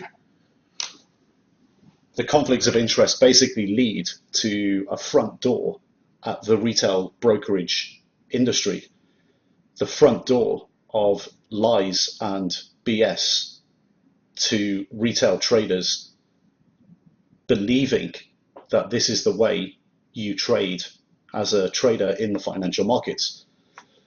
And the lies are very intricate in detail, and they're all basically designed to make you trade in the way that they want you to trade, so they get paid, not you. Usually the BS comes in one of 5 areas, or all 5 areas, or some of these 5 areas. This is what you'll see across the entire retail trader market. So the first one is misleading information. So what they'll show you is strategies that guarantee them, not you, a daily income, and calling it trading. So they'll try to convince you that the financial markets are like an ATM, and that you can tap the financial markets every day for money. The opposite to that is actually true. So what they'll do is show you strategies that are basically not trading strategies. So for example, showing you how to follow a line on a chart, and that chart will be over small time frames, and teaching you how to click the button on the trading platform. That's not a trading strategy, and treating the markets like an ATM is not a trading strategy either. The second one is false advertising. So making you believe that professional traders approach the markets in the same way that they want you to. The truth of the matter is that no professional trader day trades unless the volatility allows them to do so. This is something we're going to move on to later, the way the professional trader approaches the markets. So in the same way that we looked at briefly earlier with the long-short portfolio management over 1 to 3 month time horizons. Obviously, over longer time horizons, more volatility exists, and traders capture volatility. Their time horizon that they choose is predetermined by what the volatility allows them to do, not the actual name of the time horizon itself. So for people who call themselves day traders, imagine a situation where, like we talked about in the video series earlier, where the asset you're trading just doesn't move in one day. Well, the broker will try to convince you that even if the asset doesn't move in one day, that's what professional traders do. Of course they do. This is what they do every day. They go into this asset and trade it 10 times a day. That's so they get paid. They want you to believe that, but professional traders know better. The next and third area is turnkey free resources. So a brokerage platform these days will probably cost $5 to $10 million to develop and market, because the broker will be competing with other brokers to get your business. However, they give their platforms away for free. Why do we think we give them away for free? Well, it's quite obvious. So they can, when they give it to you, you become used to using it. And if they give it away for free, you're more likely to take it. So when you actually take it and you get used to using it, you'll deposit money and you'll begin trading on the platform. And it's similar to placing a slot machine or fruit machine, as we call it in the UK and Europe, a slot machine in your home and giving you that for free to entice you to use it. And you're basically enticed to put money into the machine and to possibly become addicted. The platform costs $5 to $10 million development and in marketing, and they have to market it every month as well. They do this and give it away for free to entice you.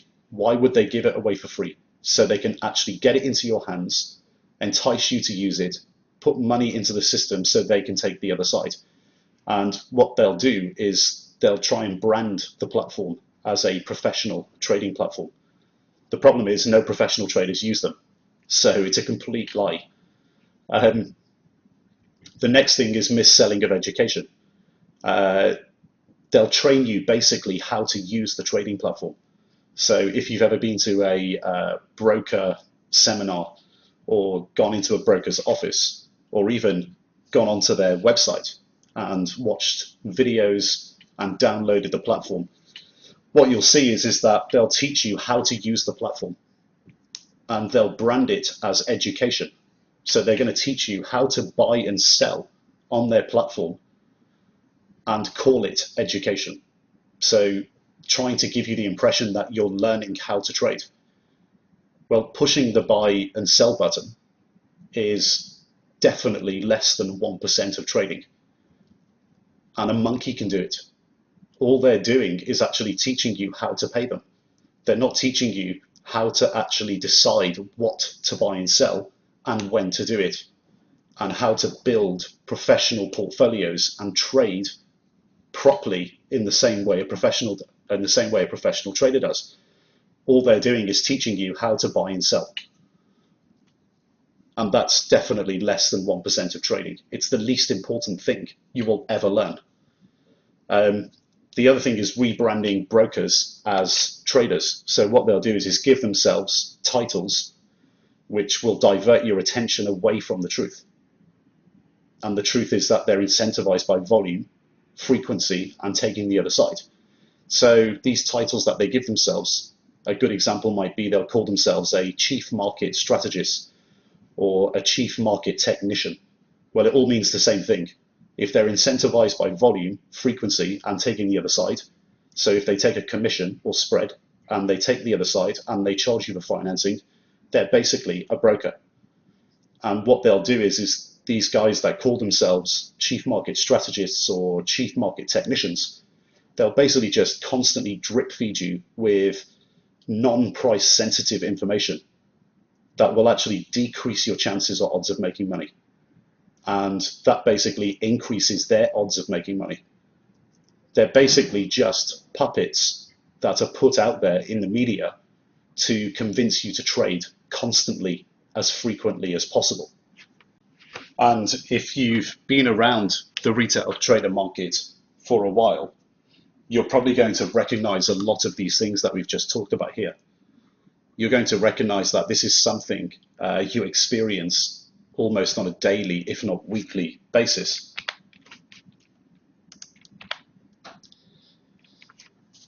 So if you basically trade in this way, so in a way in which your interests are aligned in their favor, you're definitely going to end up in the 90-90-90 club, and you're going to lose money. But it's obviously a problem because retail traders are exposed to this necessary evil where retail brokerage platforms are the main source of liquidity that's available for a retail trader. But it simply doesn't mean that you have to access the market using this infrastructure and trade in the way that they want you to trade. You can actually use the infrastructure and trade in a way that's profitable, consistently profitable over time.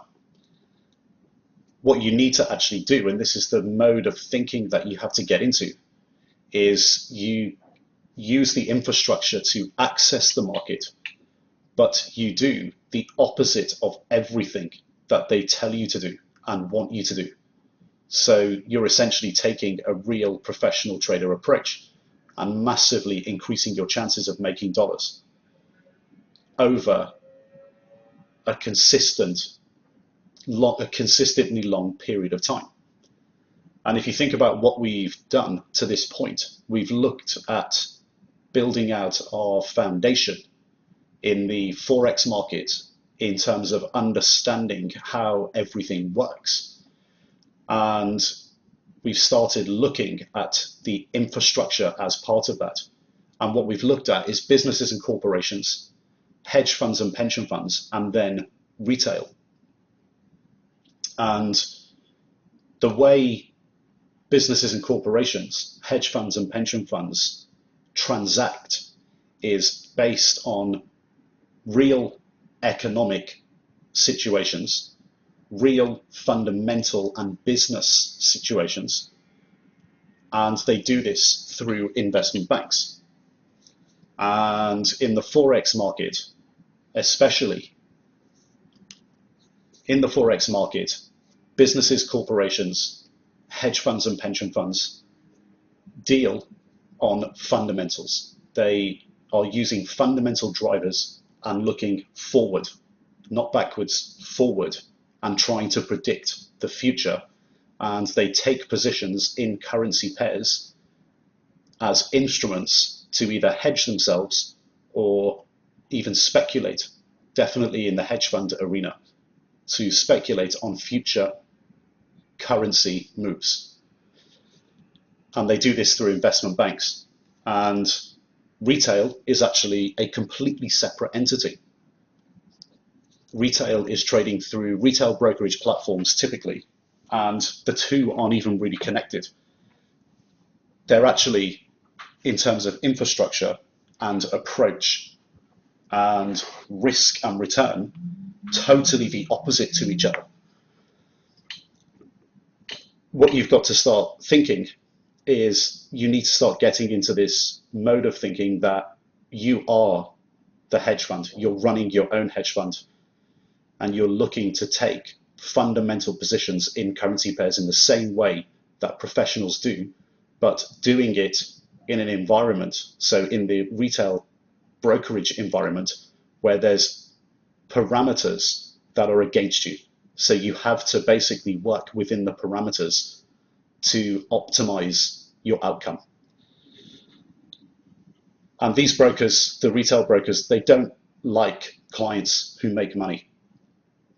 You're basically a low value client to them because it means they get paid less spread because you trade less frequently. And they also have to hedge out their exposure every time you trade because it's a higher capital commitment for less return. And they also make less money on financing charges because you're using less leverage.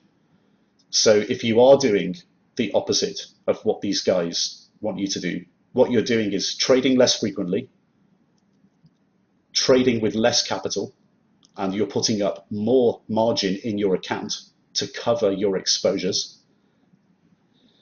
And because you're using less leverage in relation to that exposure, or in relation to your margin, excuse me, they make less money on the financing charges. You're much lower value to them, but that's what we want. We want to make the money. We don't want them to make the money.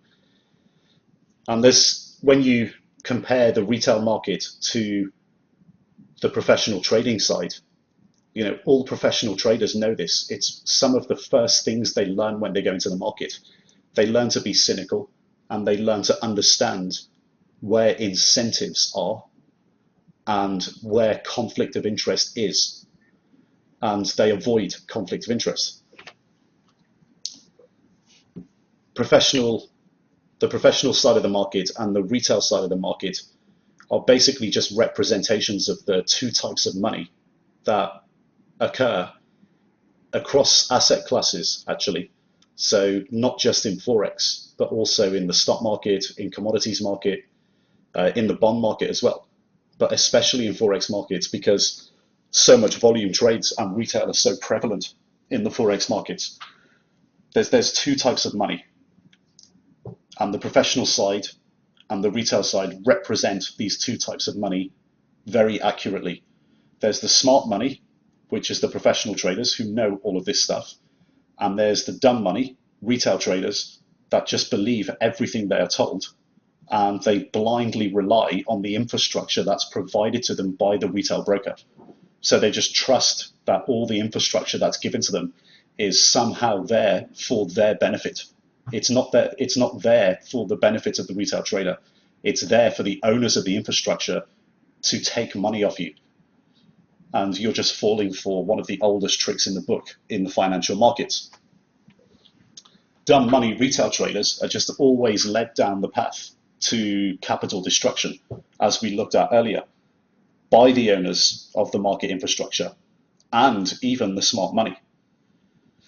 The smart money, ironically, require dumb money to exist, because if dumb money didn't exist, smart money would have less opportunities.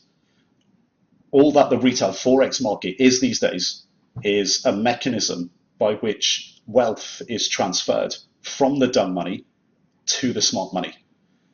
You've got to get into this mode of thinking and really understand the differences between the professional and the retail side, how the infrastructure is set up between investment banks, businesses, corporations, pension funds, and hedge funds dealing with investment banks, and how the infrastructure for retail traders is actually completely outside of that infrastructure.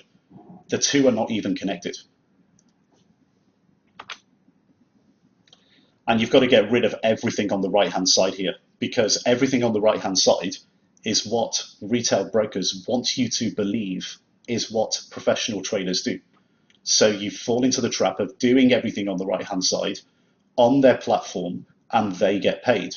If you do everything on the left, first of all, you will be a person that doesn't lose money, which will open the door to you opening the upside in your portfolio or your trading account and giving yourself a real chance of making money.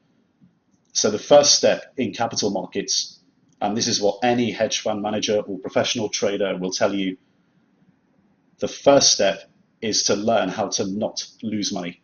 And learning how not to lose money, the vast majority of it comes from understanding how the Forex market works and how the infrastructure of the Forex market works, so you don't make all the classic mistakes and get wiped out.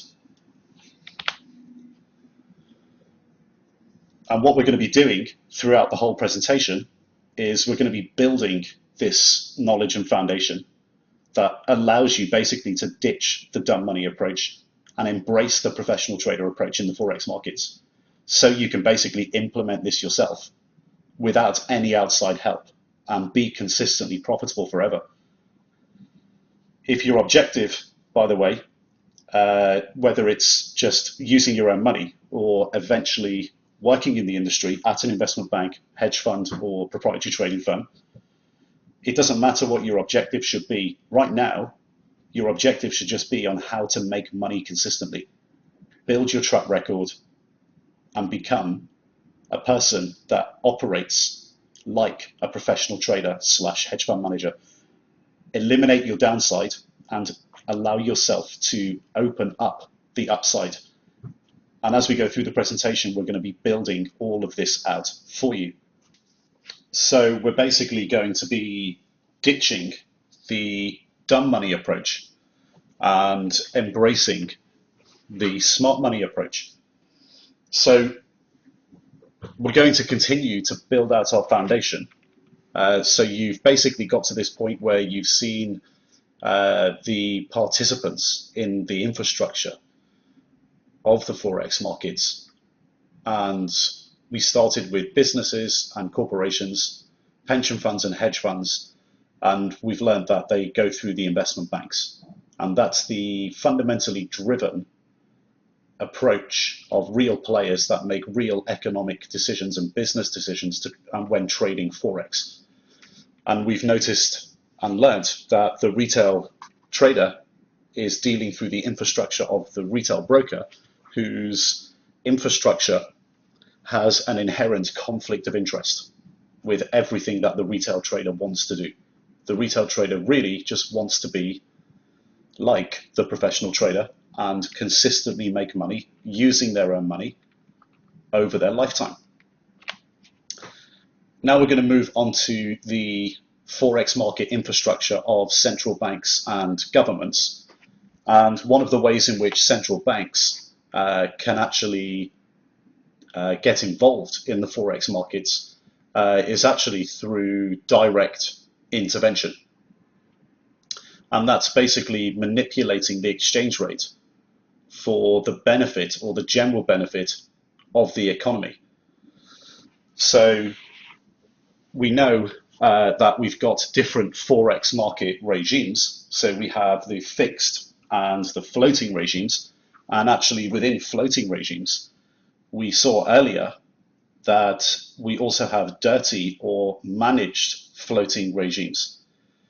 And regardless of whether the regime is fixed, floating, or a managed float regime, the central bank basically must accumulate foreign currency reserves, because they can't buy a currency like any other participant in the Forex markets. They can't buy a currency without first selling another. So when a domestic currency depreciates and the central bank wants to intervene, they use their foreign currency reserves to buy their own currency. And they can't buy their own currency without selling a foreign currency first. Also, on the flip side, when a domestic currency strengthens and the central bank wants to intervene, they have to sell their own domestic currency in order to buy foreign currency reserves. And those reserves build up, allowing them in the future to basically intervene to buy their own foreign currency. So these things basically swing in roundabouts, and this is how fixed regimes, as we learned earlier, work. They have an upper bound and a lower bound, and if their currency appreciates to an upper bound, they want to sell their domestic currency and they accumulate foreign reserves. And if they go to a lower band, they basically want to buy their own currency and use the accumulated foreign currency reserves to do so. And a good example of this was actually in 1992 with the ERM, the exchange rate mechanism crisis of the pound. And basically, this was a fixed regime in which speculation got the better of the central bank. So this is just a good example to illustrate how speculation can even occur within fixed regimes. But it's also a good example of how direct intervention occurs. And the Bank of England basically had a fixed band around the Deutschmark, into which they signed up to a strict policy where they basically have to keep the pound within a 2.5% either side of a fixed rate, a 2.5% band either side of a fixed rate.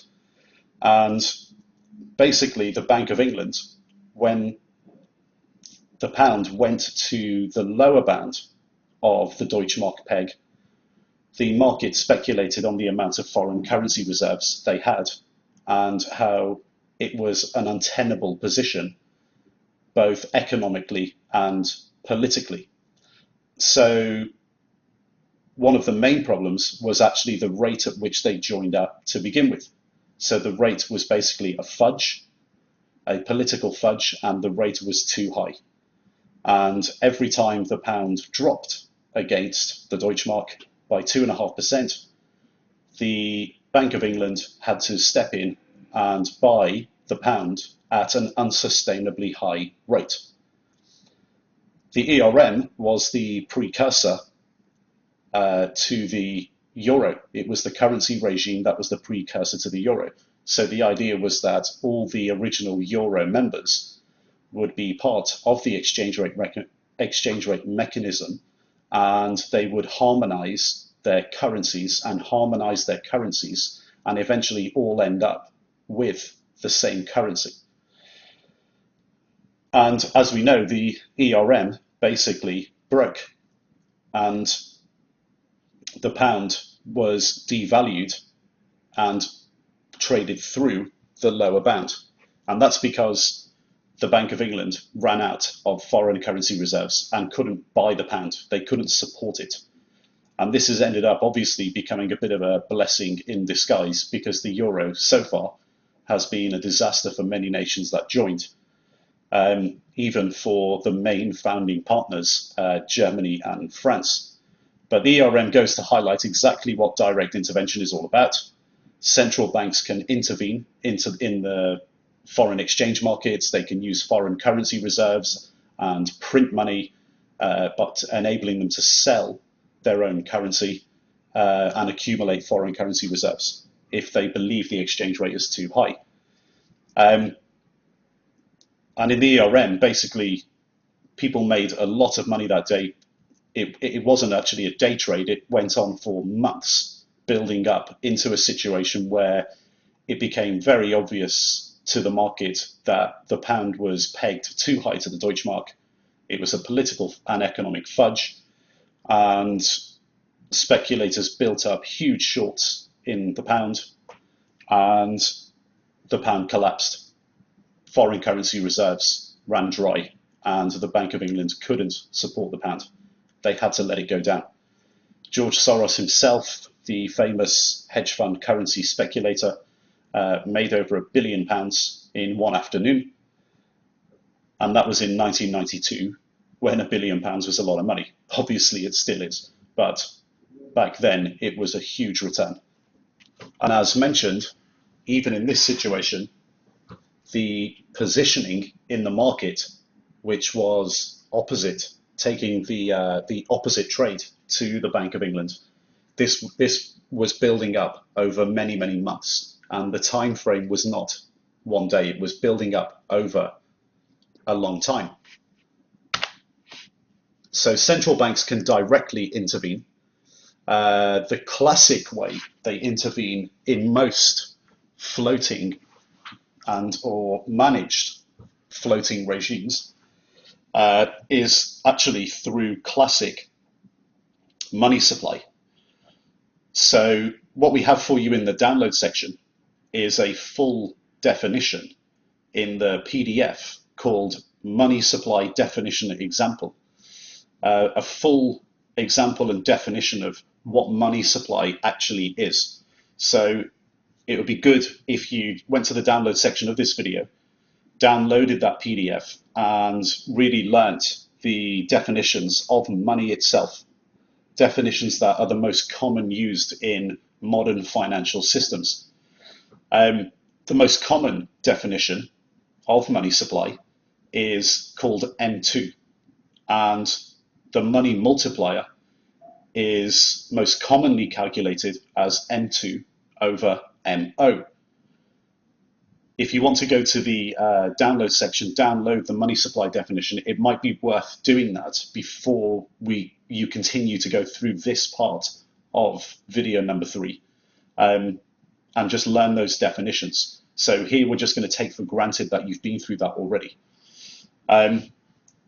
What you're going to find is that most modern financial systems incorporate what's known as a fractional reserve banking system, which is basically the mechanism by which money is created by central banks.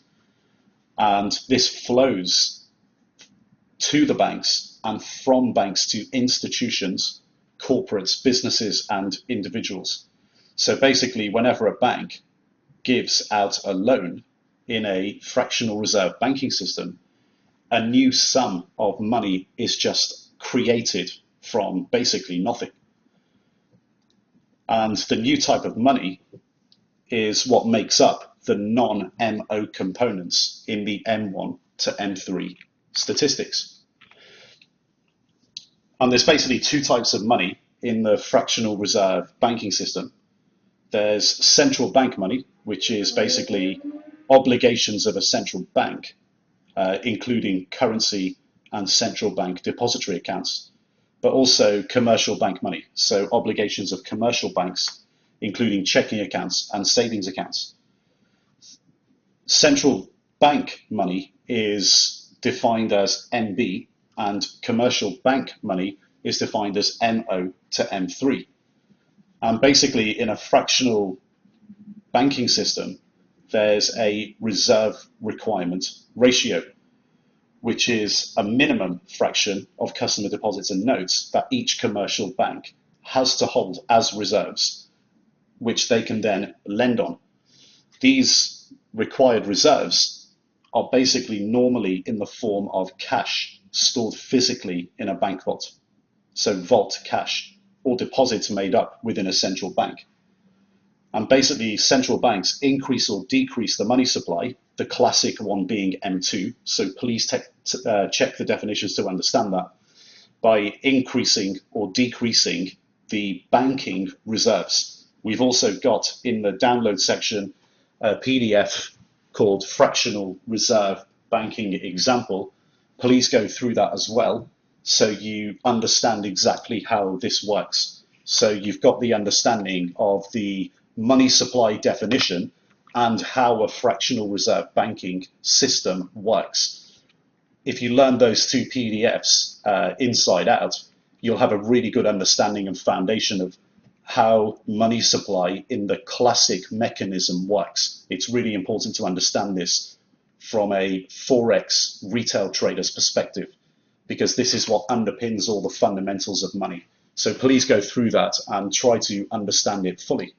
And when you spend some time going through those two PDFs, what you're going to realize is that basically adding to reserves is basically what the classic money printing mechanism is.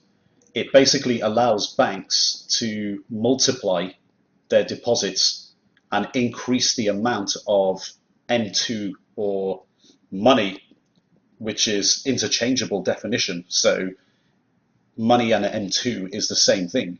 It basically allows banks to multiply their deposits and increase the amount of money in circulation in the economy at what is supposed to be a constant and fairly predictable rate.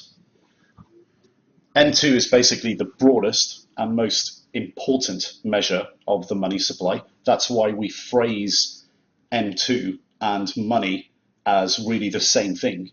It's the most important measure of the money supply, and it's basically used as an injection, i.e. increasing reserves, as an injection mechanism to basically increase the money supply by increasing reserves, and a withdrawal mechanism to basically slow down money printing. Basically, when you slow down it, you slow down the amount of reserves, or decrease the rate at which reserves are increasing to control inflation. So you have to really think here about how money going into the system and money coming out of the system works. Increases in the rate is an injection, decreases in the rate is a withdrawal. And a country's exchange rate is basically affected by the central bank's policy on the rate of growth of M2. And what you're going to see much later in the video series when we go through the systematic process is that M2 is a big driver to our calculations of whether a currency is experiencing inflationary or deflationary conditions. So if we go back up here to this sentence that we looked at over injections and withdrawals, the central bank policy on how much they're printing and what rate they're printing is basically an indicator of their intention for inflation or deflation. And it's one of our big drivers. So we're going to come back to this later, but for now, just really understand the definition of how this mechanism works and understand the principles of how injections and withdrawals work in the classic money printing mechanism. Now, basically, in a dirty or managed float system, so a floating system that's managed by a central bank, the money supply is used as a classic tool to basically manipulate the exchange rate higher or lower if it becomes too extreme for the economy itself. So when we looked at businesses and corporations earlier, this is how it all links together. So we looked at exporters and importers, and we realized that if the exchange rate goes much higher, it can really hurt exporters. And if the exchange rate goes much lower, it can really affect importers. And when we looked at the balance of payments, if a country is a net exporter or net importer, we thought of this on an aggregate level. And at an aggregate level, this is where central banks come in. And for net exporters, a high exchange rate can be very damaging. And for net importers, a low exchange rate can be very damaging to the economy. So this is how central banks intervene. They either intervene directly or indirectly. Direct intervention is going straight into the Forex market and buying and selling currency to manipulate the exchange rate. In an underhand way, so a dirty or managed float, the classic way to affect the exchange rate as a central bank is through increases or decreases in the rate of change of M2 money supply. Central banks can also use other ways. So not direct intervention, not a classic indirect intervention, but also there are various tools at central banks' disposal that they can use in a non-direct as well, non-direct intervention as well. One of these, which has made a lot of headlines in the last few years, is through quantitative easing. This is basically a non-classic monetary policy that's used by central banks to stimulate an economy when basically the classic monetary policies like increasing loans through just increasing M2, and interest rates have failed to stimulate the economy. So if a central bank basically begins to realize that the economy is under so much stress that using classic situations like increasing the money supply or decreasing interest rates have failed, they may look to other policy tools to affect the exchange rate. What will happen is a central bank will implement QE by buying a specified amount of financial assets. Sorry for the typo here. That should be of. So buying a specified amount of financial assets. Usually this is bonds, and usually it's government bonds. And this basically raises the price of those bonds, the financial assets, and decreases the yield. We're going to do a lot more work on this later when we go through the systematic process. At this stage, just understand the foundations and principles of how these things work. Basically, this increases the monetary base because when they're buying bonds, it's an injection into the economy when other injections have maybe failed to work. So it's an expansionary monetary policy designed to stimulate the economy. And even though it's a non-classic intervention, there are kind of classic ways within the non-classic intervention how central banks do this. Usually they will buy short-term government bonds to create a very quick and liquid injection into the economy, and lower short-term interest rates in the process, and that encourages banks to make short-term loans, and this gets money out into the system, or it's supposed to be designed to do that. There are various problems with the mechanism which are probably out of the remit of this course, but you can go away and study how this really works in your own time if you want to. But for the moment, just really understand the basics and principles, how it's supposed to work. However, when short-term interest rates are basically at zero and it hasn't stimulated loans, there might be no other option to increase the monetary base.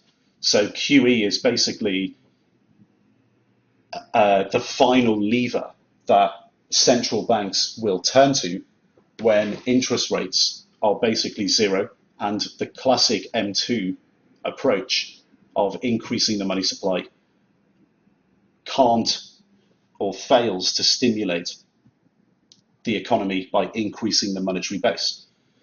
And when QE basically comes in and is used as a tool, buying the short-term government bonds and lowering interest rates even further may not even work as well. So QE obviously differs from the classic monetary policy of buying, as in making an injection and increasing the monetary base, or selling, decreasing the monetary base with a withdrawal, short-term government bonds, in order to keep interbank interest rates at a specified target value. It differs because it's only one-dimensional.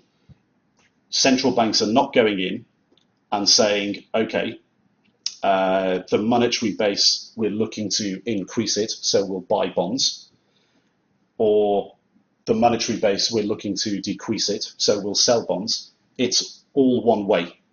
A quantitative easing policy is when a central bank makes the public statement that their policy and strategy is to only buy bonds, a one-dimensional approach. So it differs slightly to the classic, well, it differs a lot to the classic monetary base increase approach.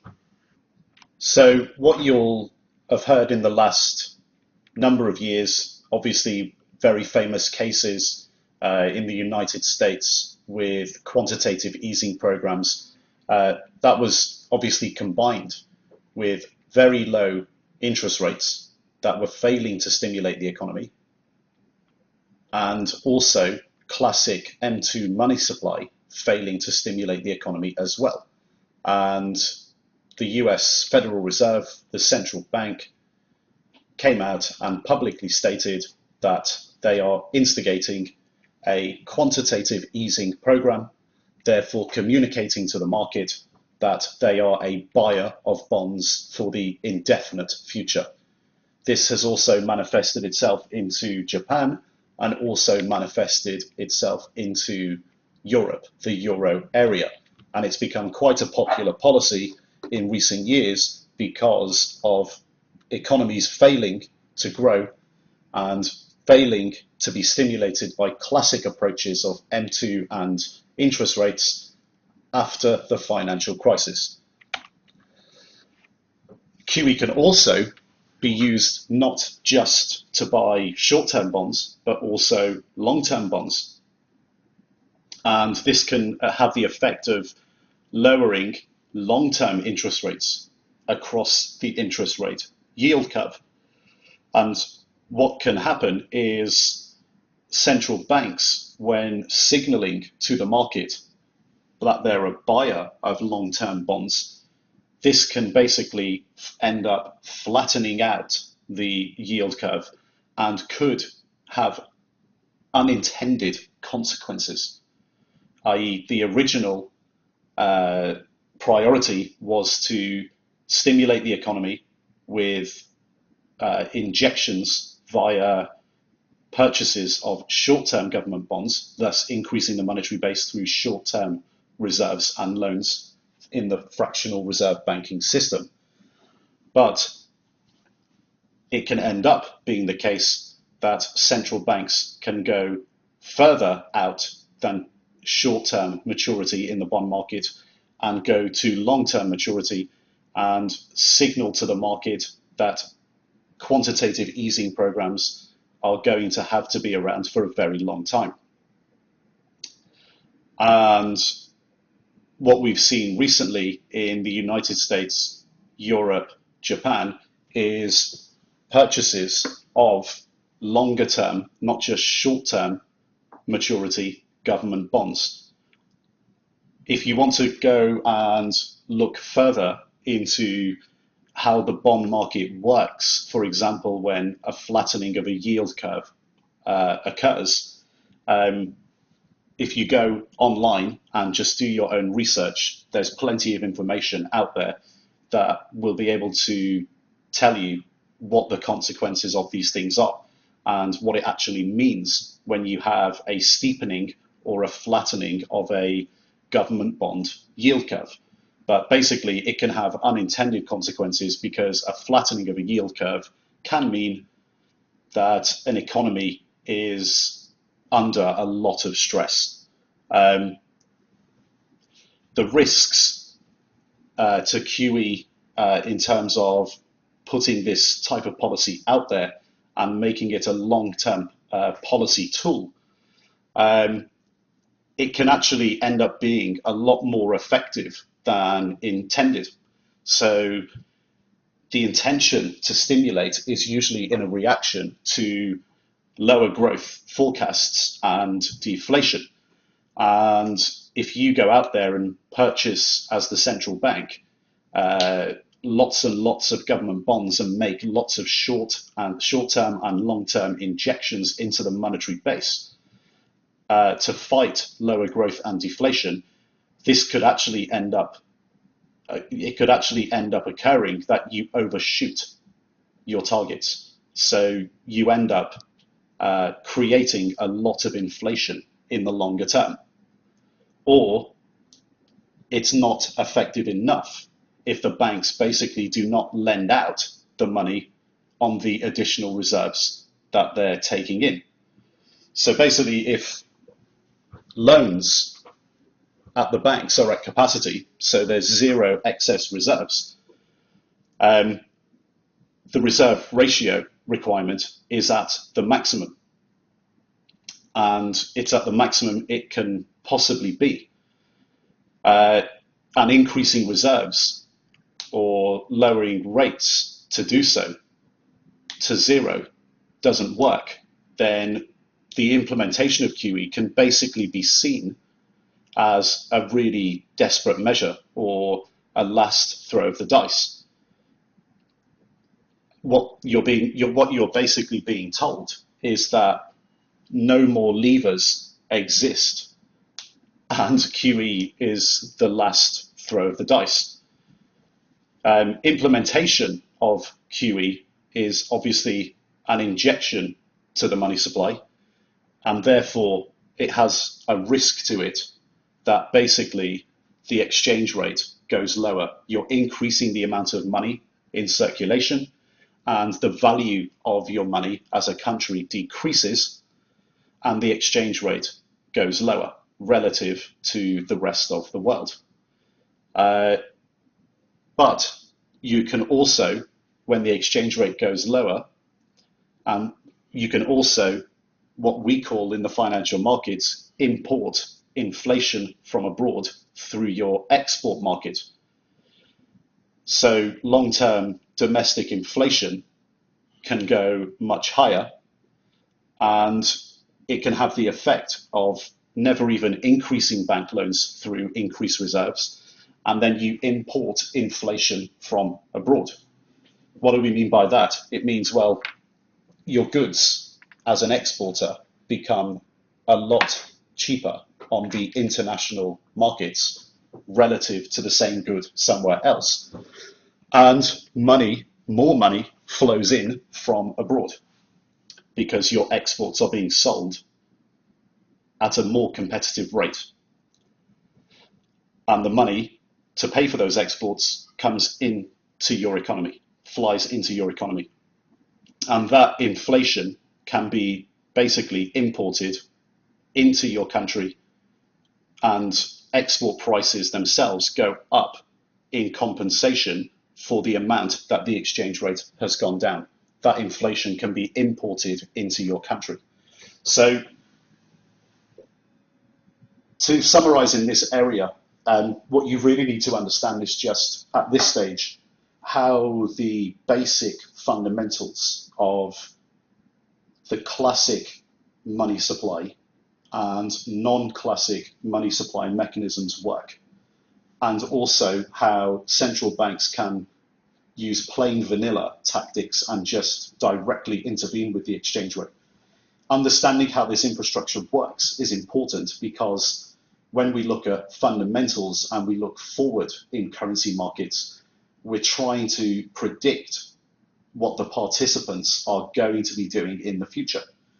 And central banks, more so even these days, central banks are major participants, and we have to understand how they work in order to understand how they may participate in the future in the foreign exchange markets. So it's very important to understand this infrastructure, understand how central banks can actually intervene in the plain vanilla direct intervention route, the classic money supply route, and through some more funkier, outside of the box, non-classic ways. And the one we've looked at here is quantitative easing, because that's the non-classic way that's become so prevalent in the last 5 years. So understand how this works. Make sure you go through those PDFs in more detail and understand why we're looking at this in so much detail at this stage, because it's very important to understand the injection and withdrawal mechanism through the money supply and the fractional reserve banking system, how that actually works, so we can take that knowledge, making our foundation stronger in order to make the systematic process stronger later. Because in the systematic process, we're going to be taking all of this data and using it to predict what central banks and other participants will be looking to do in the future. So we've looked at direct intervention, the classic money supply approach, and the non-classic money supply approach of QE. That's going to help us a lot when in our understanding when we go to the systematic process later. What else is going to help us understand and build out our systematic process is how interest rates actually work. Now, when interest rates are being set by central banks, it's very easy to think or envision that a central banker is walking in to the central bank, sitting down at a desk and deciding that the interest rate is going to be at this level, because we see them stand up on many occasions and publicly state, we are raising rates to this level, we are decreasing rates to this level, and the rate is predefined. Well, it's actually not. The way the mechanism works is that interest rates are set through the interbank market.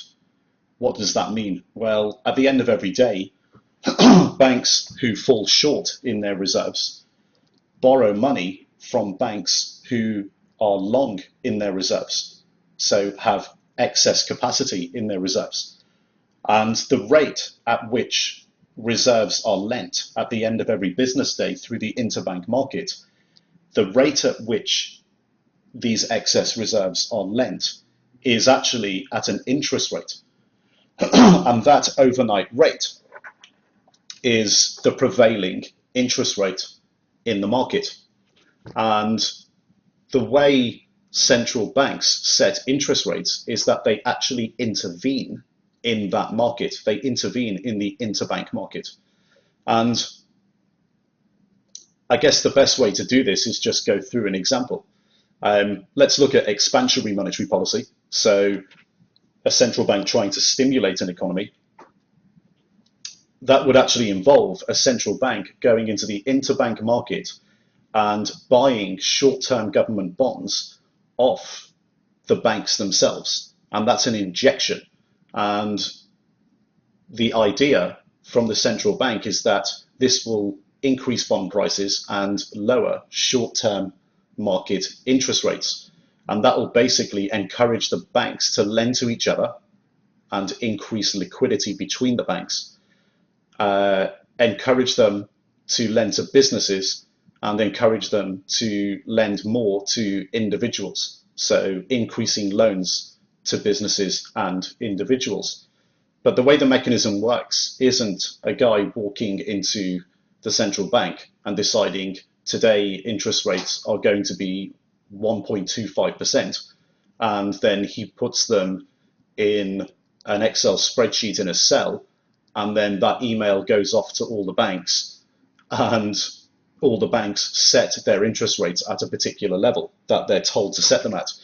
It's actually a mechanism by which the central bank intervenes. Now, we briefly skimmed over how QE earlier is a forthright, outright bond purchasing program.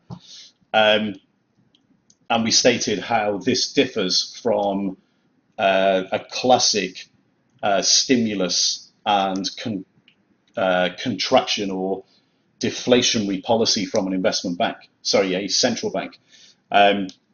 This is what we're talking about here, because central banks, when they want to lower or increase the interest rate, they don't do it by sitting in front of a computer and just announcing that the interest rate is going to be at this level and all the banks follow.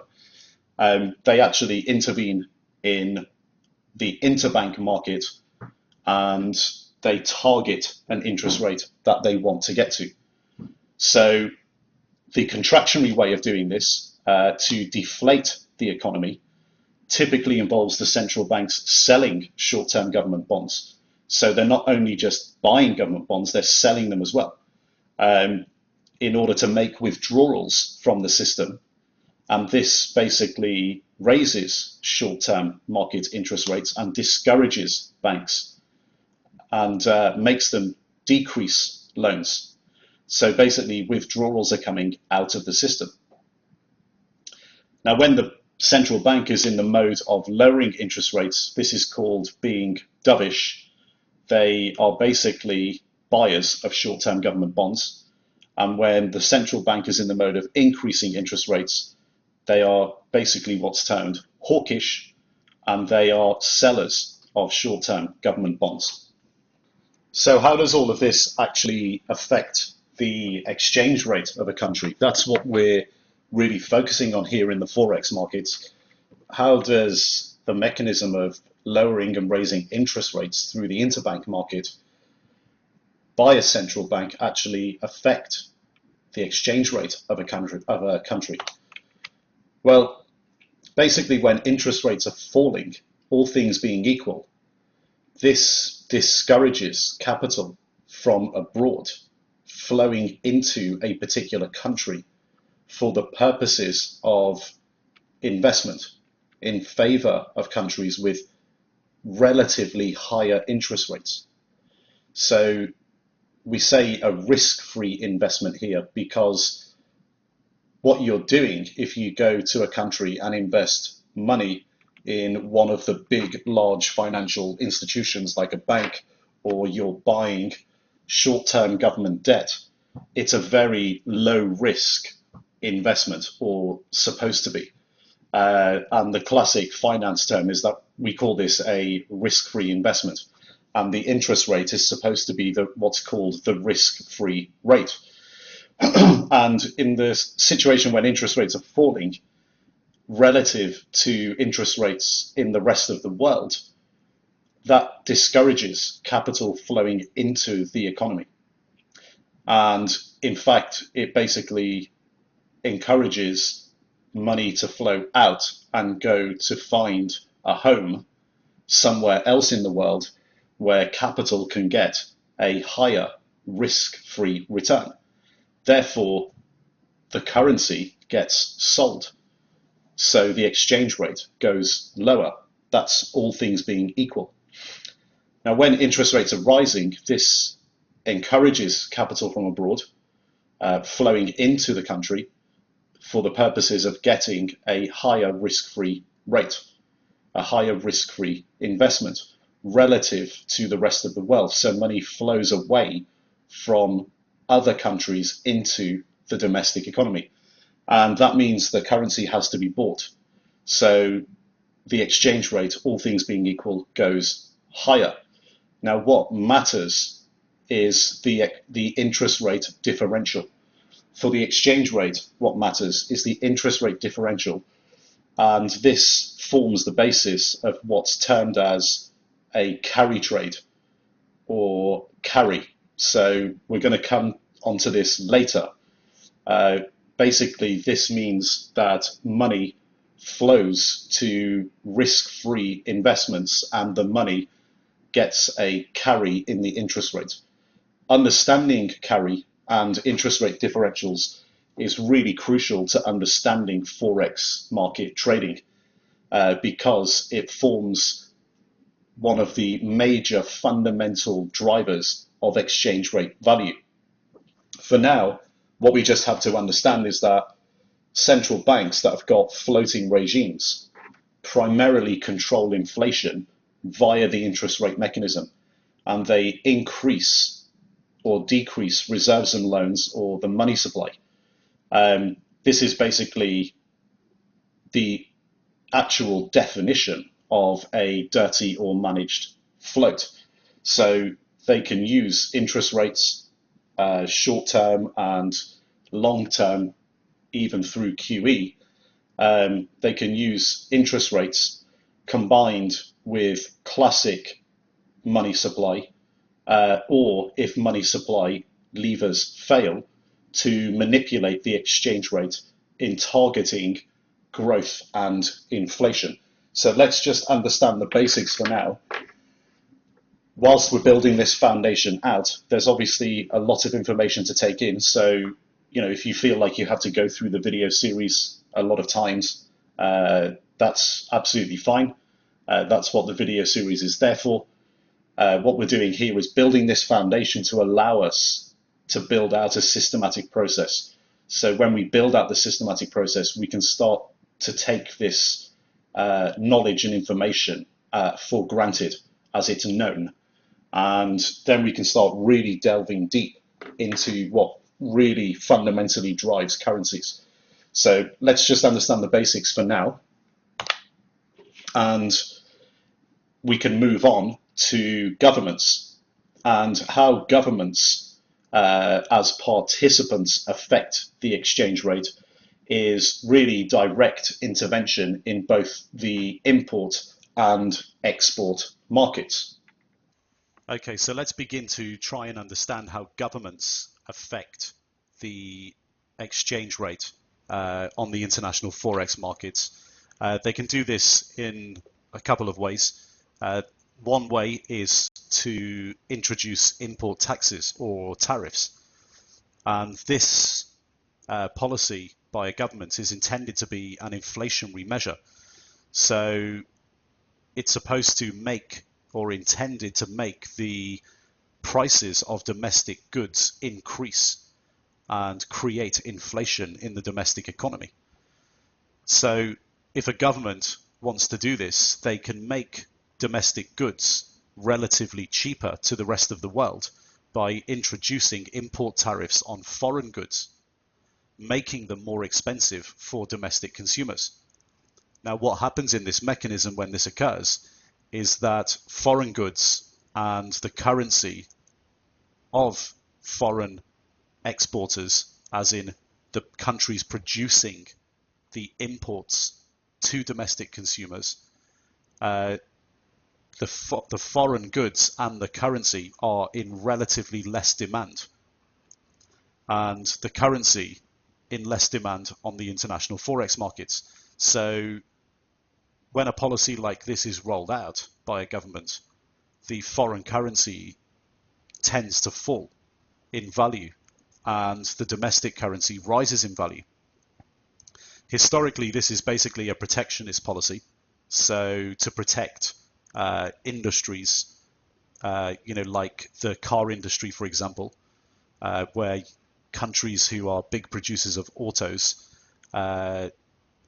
want to protect their domestic car industry, for example, from cheap foreign imports, they may put very high import tariffs on cars produced by foreign nations. And this makes the cars much more expensive and keeps the prices of domestically produced cars at the rate that the auto industry wants to sell the cars at in order to maintain a business that has an achievable margin and profit. So that's a classic example. The reverse happens if the government decides to lower import tariffs. So the exchange rate, or get rid of tariffs altogether. So the exchange rate of foreign trade partners tends to rise due to a higher demand for imports relative to domestic goods. So if they do the opposite, it's basically a deflationary policy for domestic goods. Another way of doing this is to not target imports, but to target exports. So if the government intends to deflate, so to bring in a cooling down measure, they can make domestic goods relatively more expensive than foreign goods. They basically they can do this by increasing tariffs or taxes on exports to other countries. This makes domestic goods much more expensive for consumers abroad. And what tends to happen is the currency, the domestic currency and goods are less in demand, the currency less in demand on the international forex markets, and it falls in value. And on the other side, foreign trading partners, their currency rises. And The policy is intended, obviously, to be deflationary, otherwise they wouldn't introduce it. They're trying to cool down prices in the domestic economy. Now, when you look at these two situations, if the exchange rate just adjusts in both situations, then it wipes out the tariff. So, for example, let's assume on the import example that a government puts a 20% import tariff on foreign goods, and they do that on all foreign goods right across the board. Well, the policy might not work at all, because if the exchange rates of the foreign trade partners fall by the same amount as the import tax has increased, then it just means the net effect is the goods cost the same as before. So imports will probably stay the same. Now think about this in terms of exports. If the deflationary measure of bringing an export tax on all goods produced domestically going abroad occurs, and let's say they put a 20% export tax on all goods going abroad, if the domestic exchange rate falls by the same amount as the export tax has increased, then it just negates the entire increase or the entire amount of the tariff. So basically, the semantics of this situation can mean that there's no change other to imports and exports, but what's actually happened is that the exchange rate has moved. So it's quite important to understand the mechanics behind this, because it can affect exchange rates a lot. In most developed nations, there's generally, at the moment, always duties or taxes on both imports and exports. Therefore, what's important is actually the balance or the ratio between the taxes. That's what really matters for the exchange rate. Protectionist strategies throughout history, as we've just seen, they rarely work, because the exchange rates of the currencies tend to adjust over time by the amount of the tax increases and decreases anyway, and that renders the tariff change completely meaningless. So it's really the balance between the two, and understanding this mechanism is important, because the exchange rate will actually tend to self-adjust over time. Okay, so the way in which governments overall affect the exchange rate, the main tool is obviously taxes or tariffs on importers and exporters. And in this section, looking at the infrastructure and all of the participants, it's really important to know what the agenda and the remit of all of these participants is. Once you really understand that as a retail Forex trader, when you look at the fundamental participants, so pension funds, hedge funds, businesses and corporations, and also central banks and governments, these guys really affect the fundamentals of the exchange rate. And what we've learned in this section is, if we know what the agenda is and the remit of these participants, it gives us a much greater sense of what to expect in the future in terms of exchange rate movements, or it could do. So later on, we further analyze in the systematic process what goes on behind the scenes with these players, and we start using a multitude of drivers to really understand what is driving an exchange rate and what to expect in the future from the fundamentals. So what we can actually do, to recap, is basically group these participants into two areas, so speculative and non-speculative. And really the non-speculative participants drive the fundamental moves in currencies. So there's a genuine economic reason or business reason behind the transaction. And what we learned was that businesses and corporations, pension funds, central banks, governments, they're the real fundamental participants of the Forex market. But they are the minority of daily global Forex market transactions. Investment banks are the participants that really process the fundamental flow or volume in the Forex markets, because they're dealing on behalf of businesses, corporations, pension funds, and also dealing with hedge funds. Now, hedge funds in our analysis are by definition speculative. Their portfolios are speculative. But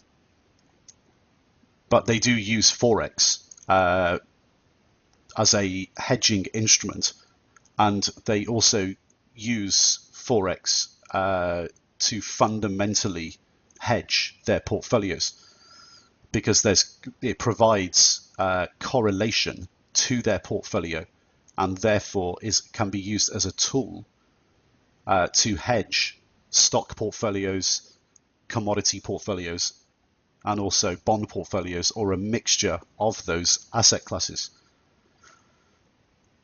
However, they are by definition speculative, because in their overall portfolios, they are basically trying to speculate on the future move of asset prices.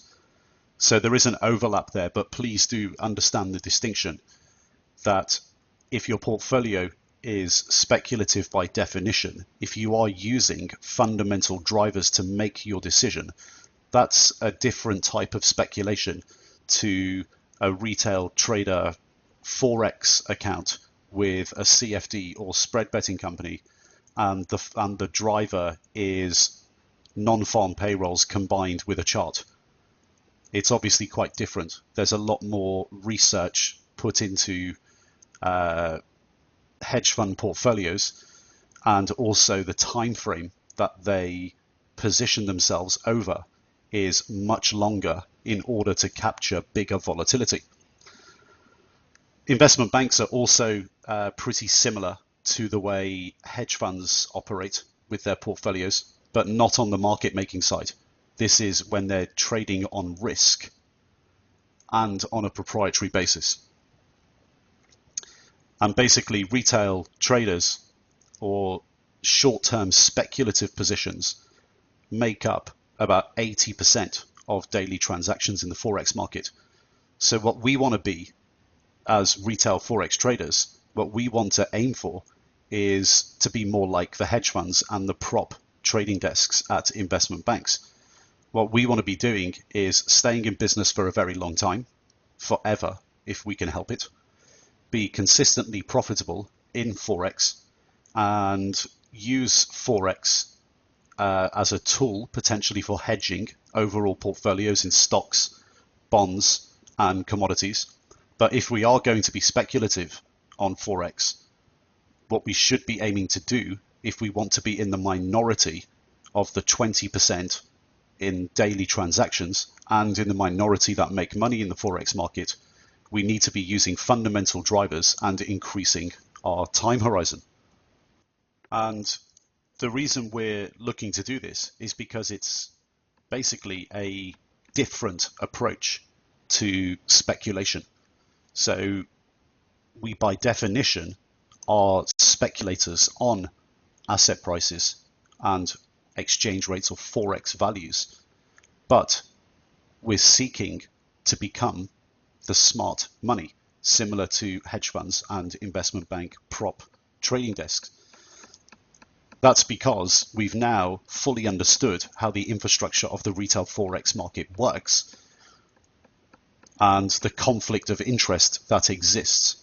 So we don't want to fall into the majority of the 80% of daily market transactions that's short-term speculative based on non-fundamental drivers, and also falling into the 90-90-90 situation. So what these guys are really doing is using a systematic approach and taking fundamental Forex positions to predict the future. That's what the smart money's doing. Unfortunately, the dumb money is believing everything that they're told by the participants who have a conflict of interest. So brokers and educators. And when we talk about educators, we mean the guys who promote all the short-term trading strategies because they have a conflict of interest in that they have contracts with the brokers that are volume incentivized. So they get a rebate on the commissions or spread that their introductions that they make to the brokers. They get a rebate on those commissions, and they get paid this on usually a monthly basis. They're promoting short-term trading strategies, and they're basically just brokers in disguise. So they're working essentially for the brokers because they're contracted by the brokers. So brokers and educators are generally the same thing. They're just called a different name.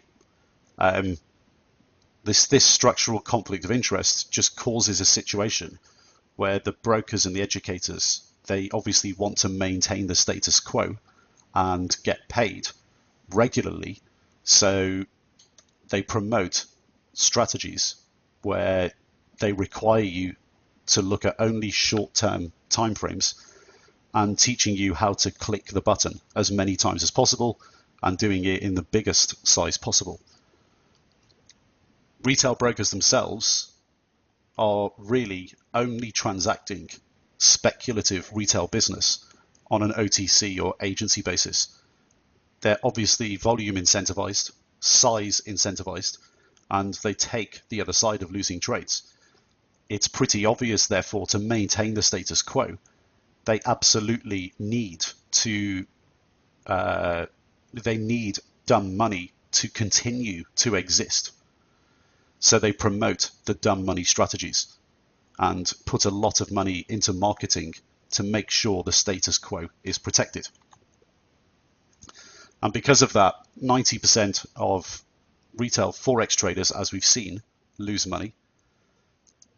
But what's the solution? Well, just understanding the infrastructure and how it works puts you in a very strong position, because we're not just looking at retail broker and retail trader participation here. We're looking across the spectrum. We're also looking at how professional traders at hedge funds and investment bank prop desks, how they actually behave.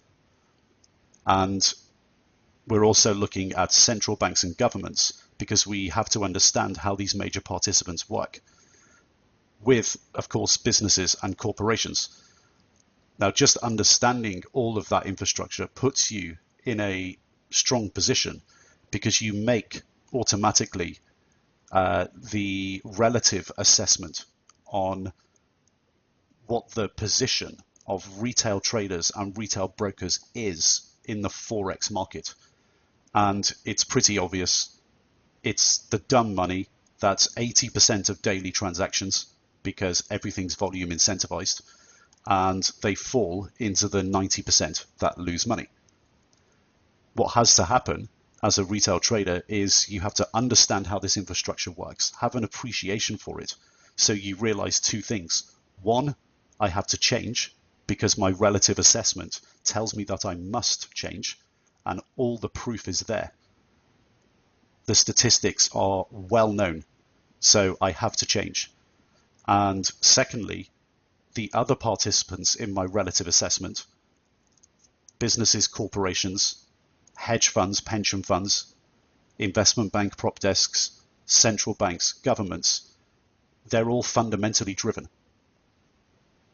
And that's where money flows to. Money flows away from the dumb money to the smart money via the medium of the Forex market. So what we have to do is actually build out a systematic process that helps us to predict what businesses and corporations, pension funds, central banks and governments will do in the future.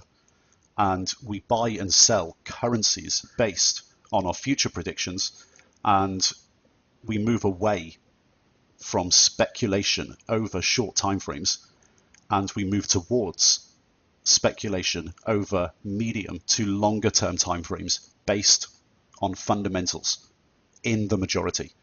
And when we go through our systematic process, you're going to see that fundamentals make up 80% of the systematic process roughly, and technicals make up around 20%. So more on this later. We will go through the systematic process later, but we have to continue to build out the foundation. For now, let's go back to the trading desk and let's have a quick recap, and then we can move on to video number 4. Okay, so welcome back to the desk. What you saw there was a full breakdown of really the biggest players in terms of the infrastructure of the Forex markets. And we obviously went into quite a lot of detail with businesses and corporations, and we started to really get our hands dirty into the detail of the behaviors of exporters and importers and how they are really affected by the foreign exchange markets. We also made a differentiation between pension funds and hedge funds, and also a major differentiation between how they approach the markets relative to retail traders. And we also made a big differentiation between the owners of the infrastructure, investment banks and retail banks, and the infrastructure that retail brokers manage for retail traders.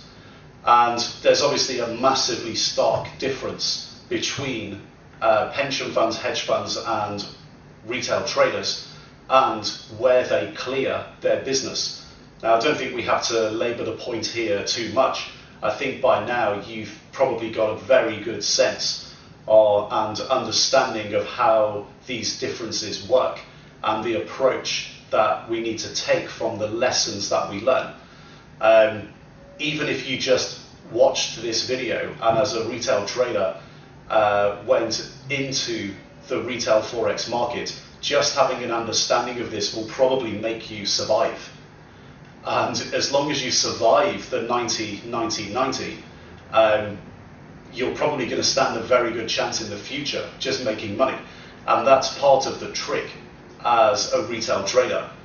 And part of the trick is just surviving the first 3 months. If you get through the first 3 months, all the statistics that we see on our side basically dictate that you stand an extremely high probability chance of making money longer term. So even if you only watched this video and understood how the retail trader Forex market operates relative to the rest of the Forex market, even if you just saw this video and understand this, you're going to stand a very good chance of survival and then moving on to make money. In the rest of the video series, we're obviously going to provide you with a big systematic framework to enable this.